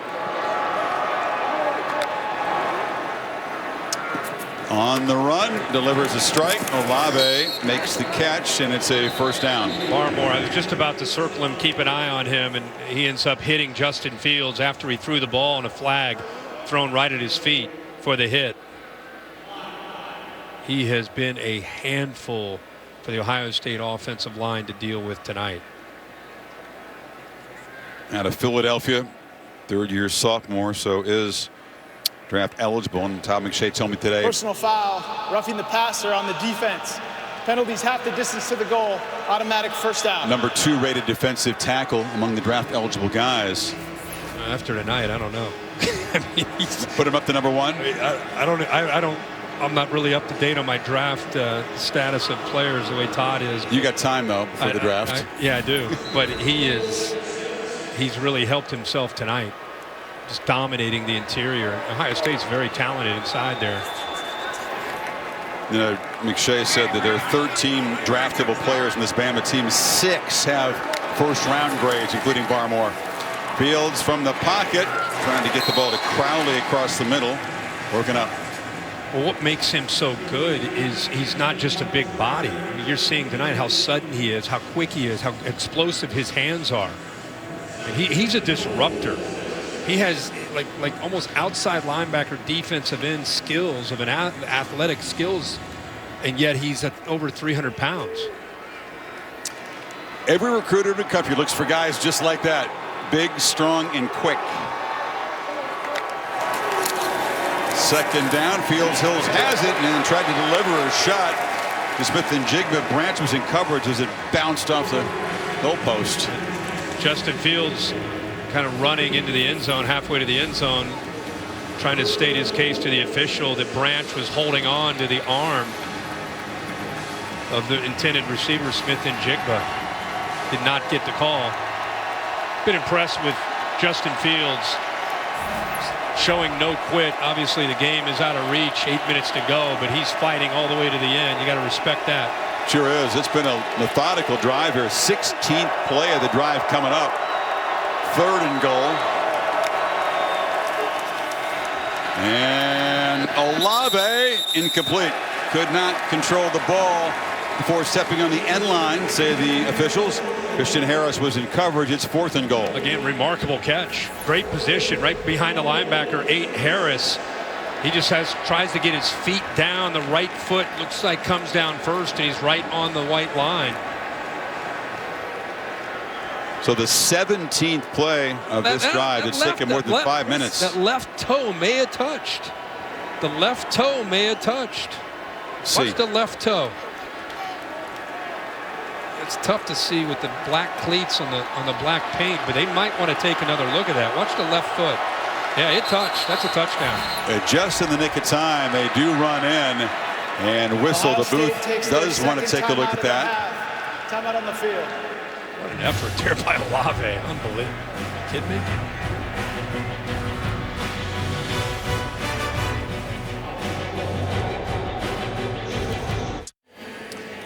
Well, Chris Olave made a balletic attempt at a catch. Got the left toe down. The issue for replay, did he have full control of the football when the left toe was down before the right toe hit the white paint? And watch the ball move just slightly there. I mean, I was so focused on that left foot, I assumed he had full possession when the ball first touched his hand, but it separated there. AT&T 5G pylon cam, so the call upheld. 4th down.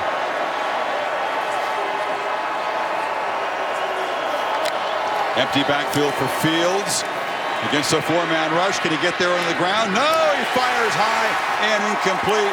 Off the hands of Julian Fleming. Delivered a fastball when he didn't need it. Well, and you know, you got a young freshman in Fleming who's running from your left watching to the right, and he doesn't settle. He's running full speed, and the ball, because you said the velocity of that, tough for him to come back. You see his movement going from the right to the left, and the ball, I think Justin Fields expecting the young freshman to settle there instead of continuing to move, and he's just unable to hold on to it. So the Buckeyes. Mac Jones still limping out there. I'm sorry, Chris. Buckeyes march at 17 plays, Kirk. Chew up almost 5.5 minutes. And yeah, Mac Jones, despite being in clear pain, as Allison has reported several times, back out there standing at the 1-yard line as they snap it from the 6. And this is Harris. He just does not want to come out of the game, clearly. You got Bryce Young, who's the 5-star heir apparent at the position, but he's not made an appearance yet. Mac wants to finish it. You know, Mac Jones, beyond the physical skills with the accuracy, to me it's more than anything else, it's the preparation and the ability to process coverage and make quick decisions that makes him so good to go along with that accuracy. Devontae Smith returns in his sweatsuit with that right hand heavily bandaged, the index finger seeming to be the problem, but it's certainly good news for him that at least he'll be able to watch the last minutes play out and celebrate with his teammates. This national championship played such a massive role. Imagine 12 for 215 and 3 all in a half. Didn't even play the second half other than that one play. Incredible. And you know what, he's won all the individual accolades and hardware, and he wanted to come back out on this field because he wants that big trophy. See the bandage around those two, it looks like the index finger and the middle finger, but Chris, it was all about getting the big trophy tonight. That's why he had to get back out here, I'm sure. No doubt. Heisman's a pretty big trophy. Oh yeah. Biletnikov's a big trophy. Maxwell, Walter Camp, but the team trophy. Yeah, his focus has been on winning this national championship, and this is where he sustained that injury when Pete Werner hit him as he's kind of bobbling that ball. You got the Heisman mask on. Nice souvenir. Too bad that he didn't get a chance to share the experience in New York with fellow finalists, including his quarterback, Mac Jones, Trevor Lawrence, and Kyle Trask. Welcomed long distance to the club by about 30 Heisman Trophy winners who joined us virtually. Ugly punt fielded on the fly. Wilson knocked down after a short game. Curtain call for Devontae. Got to be the MVP tonight, doesn't he? Even in a half? Absolutely.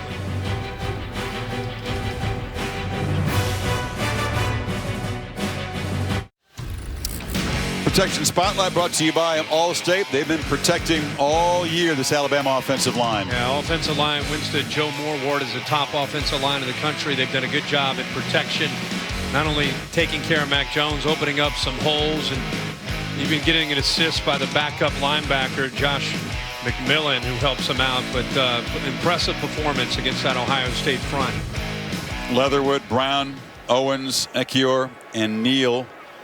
Landon Dickerson, the Remington Award-winning center, injured against Florida, was out there as the captain on the coin toss. And Alabama, it's that guy again, Christian Barmore, making a name for himself, maybe making some money, moving up the draft board. A monster night. Yeah, Paris Johnson moved from left guard now to right guard, and he's just got a misunderstanding. He steps down, and the last thing you want to do is give a guy who's had such a big night just a free pass to the quarterback. Just a misunderstanding, miscommunication. Tough on a true freshman to move, even though he's known as a tackle. He's played left guard tonight, and now he's playing right guard, and he's going up against a guy who's probably going to be a first-round pick.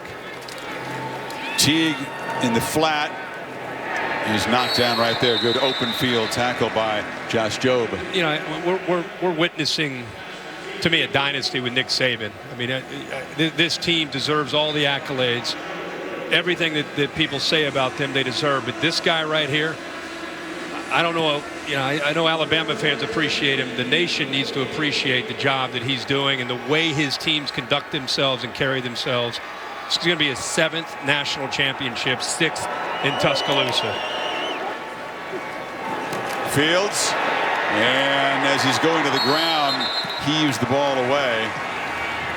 Saban turned 69 on Halloween. There's been talk for years that maybe, one more title, that's all he needs. But the guy is just rediscovered hunger, rejuvenated, loves this group of players, and rose to the challenge of this. He said, this is why you want to be a leader in the sport, to meet the kind of challenges and adapt the way all coaches have had to this year. And it's so hard to avoid complacency. I mean, they've been, up there since 2008, battling other teams and brands. Clemson's been up there, of course. Ohio State's had their shot, LSU. But Bama's been consistent since all the way back in 08. And he's going to become the all-time 7th national championship. He ends up beating Bear Bryant, who he was tied with 6. And the 7 that he's earned, all won in either BCS or playoff championship games. A little bit different than in the old days when you could win based on a service poll. Saturday, January 23rd, UFC 257 from Fight Island in Abu Dhabi.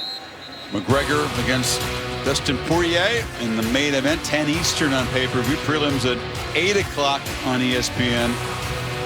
Go to ESPNplus.com/PPV. So the Tide inside of 5 minutes away from national championship they will claim as the 18th in school history. Some of those in the pre-poll era. 13 since the AP poll came along in the mid-30s. And Robinson still running hard, bangs out across the 30-yard line. They'll have some significant losses on this offensive side of the ball. Najee Harris moving on along with Jones and Smith. But that defense, Kirk, we talked a lot about, almost intact. They return. Absolutely. They open up next year in Atlanta against Miami. But this team has been on a mission all year. When Devontae Smith decided to come back, Alex Leatherwood decided to come back, Najee Harris decided to come back, Landon Dickerson was there at center. This team, it's been all about winning. And they've been focused on, despite all the outside noise and the distractions and the global pandemic. And it's refreshing to see a team focus like that instead of sometimes on the individual status and thinking about your future. This team's been focused on winning and finishing this season. To circle back to Saban, many believe his resume was already the most impressive in the history of the sport. Didn't need this championship to cement that dynasty, but it certainly adds more ammunition to those that believe that no one's ever done this job better than that man. No, not at all. There's so many great names that are out there, but to me, he's at the top. You're right. He didn't need to win necessarily. You're right tonight to prove that. But as you say, it sure helps getting that 7th. When he was Ryan Day's age, he was a long way from winning a championship. He was a defensive coordinator for the Browns. Of course, won the first title at LSU. Came down here to Miami, coached the Dolphins for a couple of years, and then left after 2 years to go to Alabama. And that was the smartest move maybe any coach has ever made. This looks like the curtain call for Mac Jones, who will limp to the sidelines. Not 100%, but wholly satisfied and joyful about what he was able to achieve in the field where his boyhood idol, Tim Tebow, also won a national championship. Well done, Mac Jones, in your first year as starter, huh? What an incredible story of perseverance and development. And Mac Jones came in, sat behind Jalen Hurts and Tua, and a lot of people were already even passing him and thinking of Bryce Young and not even thinking about giving him a chance. It just gave him a bigger chip on his shoulder. Kirk, you talked about his temperament. He told me his story. He went in when Brian Dable was the offensive coordinator in his freshman year. He was unhappy with his scout team play, struggled in scrimmages against those first teamers, and he was in tears. He was so disappointed in himself, and Dable, who's got a bunch of kids, kind of played more of a father figure than a coach, and kind of calmed him down. It was a turning point for him, and he's learned to manage the emotions, as you said, last couple of years. Yeah, been around a lot of great offensive minds. Brian Dable, one of them, along with Sark, and I think also sitting behind Tua, sitting behind Jalen Hurts, learning so much as he developed. Check this. Look at Jones with his tongue out on the podium trying to catch some confetti after Tua had thrown the touchdown pass to win the chip. That's the young Mac Jones. That's the guy that Nick Saban says that how proud he is for how much he has matured individually, just his personality. Jones to Smith could not sound more generic, right? But that combination could not be any more electric or dynamic. 12 more connections tonight. And now you're seeing Young. Many people thought he should get the job. Alabama fans were hoping he'd beat out Jones, and they thought, okay, Mac's going to be a transitional quarterback until we get this hot shot in here. Right. And he said, bring it on. I loved what Nick Saban said about him, and this is for everybody. He said you have to be able to self-assess to improve and respect a critical eye, like a coach who wants to try to tell you how to get better. Oh, look at the big fellas coming in. How about this? Blew out his knee in a freak play late in the win over Florida. He thought he was done. He's lobbied so hard to have one little moment. Remember when he was taken off from the cart and all the teammates were hugging him? Show of respect. He's hugging every guy in that huddle, really the glue of not just that offensive line, but a big part of the leadership, one of the pillars of this entire offense. Great to see Coach giving him a chance to come out and play in the national championship. Great center and a gifted lobbyist, because there's really no way he should be out there, but wonderfully giving him a chance. He's a character, very sharp guy, as you typically are to play center at this level. Remington Award winner. Cool. He'll be in the NFL for a long time. Smart guy. 6th year. Started off at Florida State. Made a smart move here. And Justin Fields showed his toughness, his grit in the semifinal. Could not duplicate that performance. In a season of chaos, the Crimson Tide are the conference. Constant excellence. Bama bludgeons the Buckeyes. And Saban steps past Paul Bryant with his 7th national championship.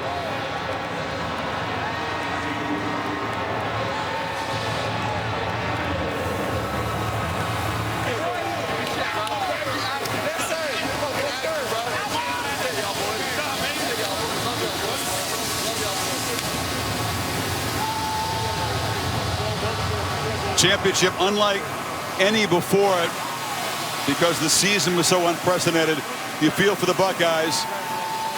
They paid a big price. COVID ran through their team. They persevered. They got here, but could not match Alabama's firepower tonight, especially in that second quarter, which was decisive.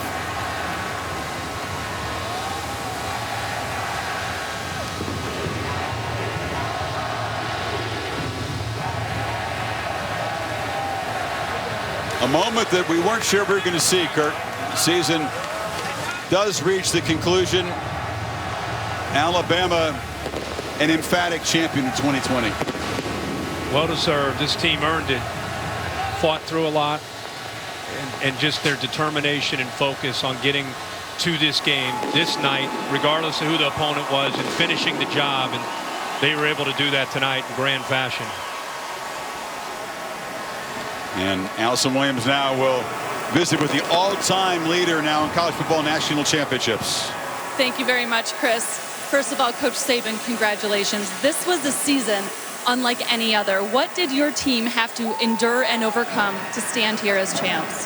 Well, I think perseverance probably is the one word that describes this team the best in terms of what they've had to overcome all season long to go undefeated and win a championship. I'm really so proud of these guys. You know, this is a team that was always together. Everybody bought into all the principles and values of the organization and the program, and they just did a great job. They played together. They supported each other. This is a great team. How would you describe this senior class?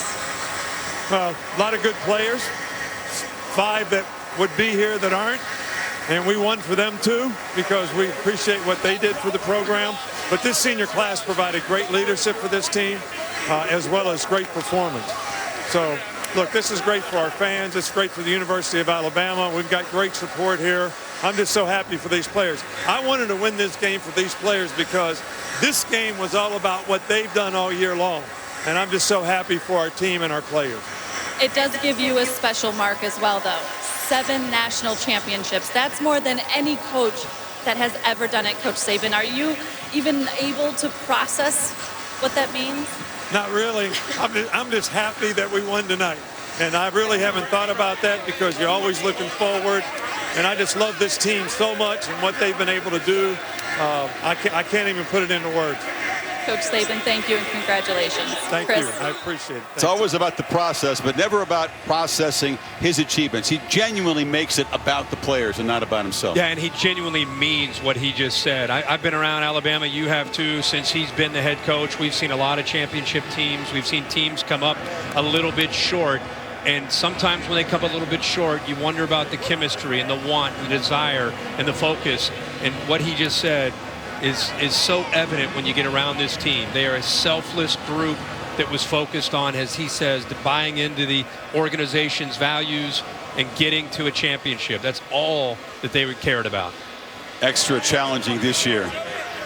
He'll savor for about an hour and then think about 2021. Goodyear providing aerial coverage tonight to reach the end zone. All you need is drive. Goodyear more driven. Maria now with the offensive star for the Tide. He packed a lot into the first 30 minutes of play tonight. He certainly did, Chris, and thank you so much, Devontae, for joining us, because for the first time we're having a guy talk to us after having to put on their workout clothes. How would you describe what it was like to watch this national championship from the locker room after performing so well in that first half?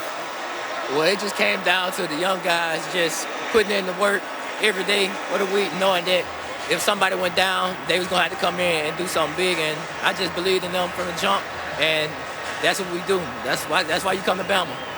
There's so much adversity that this team had to get through. How would you describe how this championship feels and compared to the others after having to go through a season like 2020?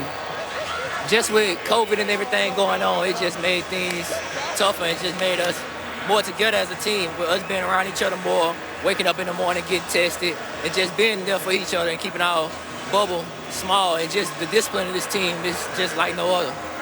You know, you're coming off of winning a Heisman. You got to do that as a finalist with your quarterback. You win a national championship. How would you describe the season if you had to put it into words? Unbelievable. We just finished writing our story. That was the whole thing of us coming back, just finishing the story that we wanted to write, and we did that. You got to give me an update on your hand. How are you feeling? What have you been told by your athletic training staff? I'll be all right. As he would be, Chris. Devontae Smith, congratulations on a national championship and a spectacular career. Thank you. Maria, thank you. within a week, he collects the Heisman, a bunch of other awards, and, of course, a national championship. Feeling no pain. Scott Van Pelt.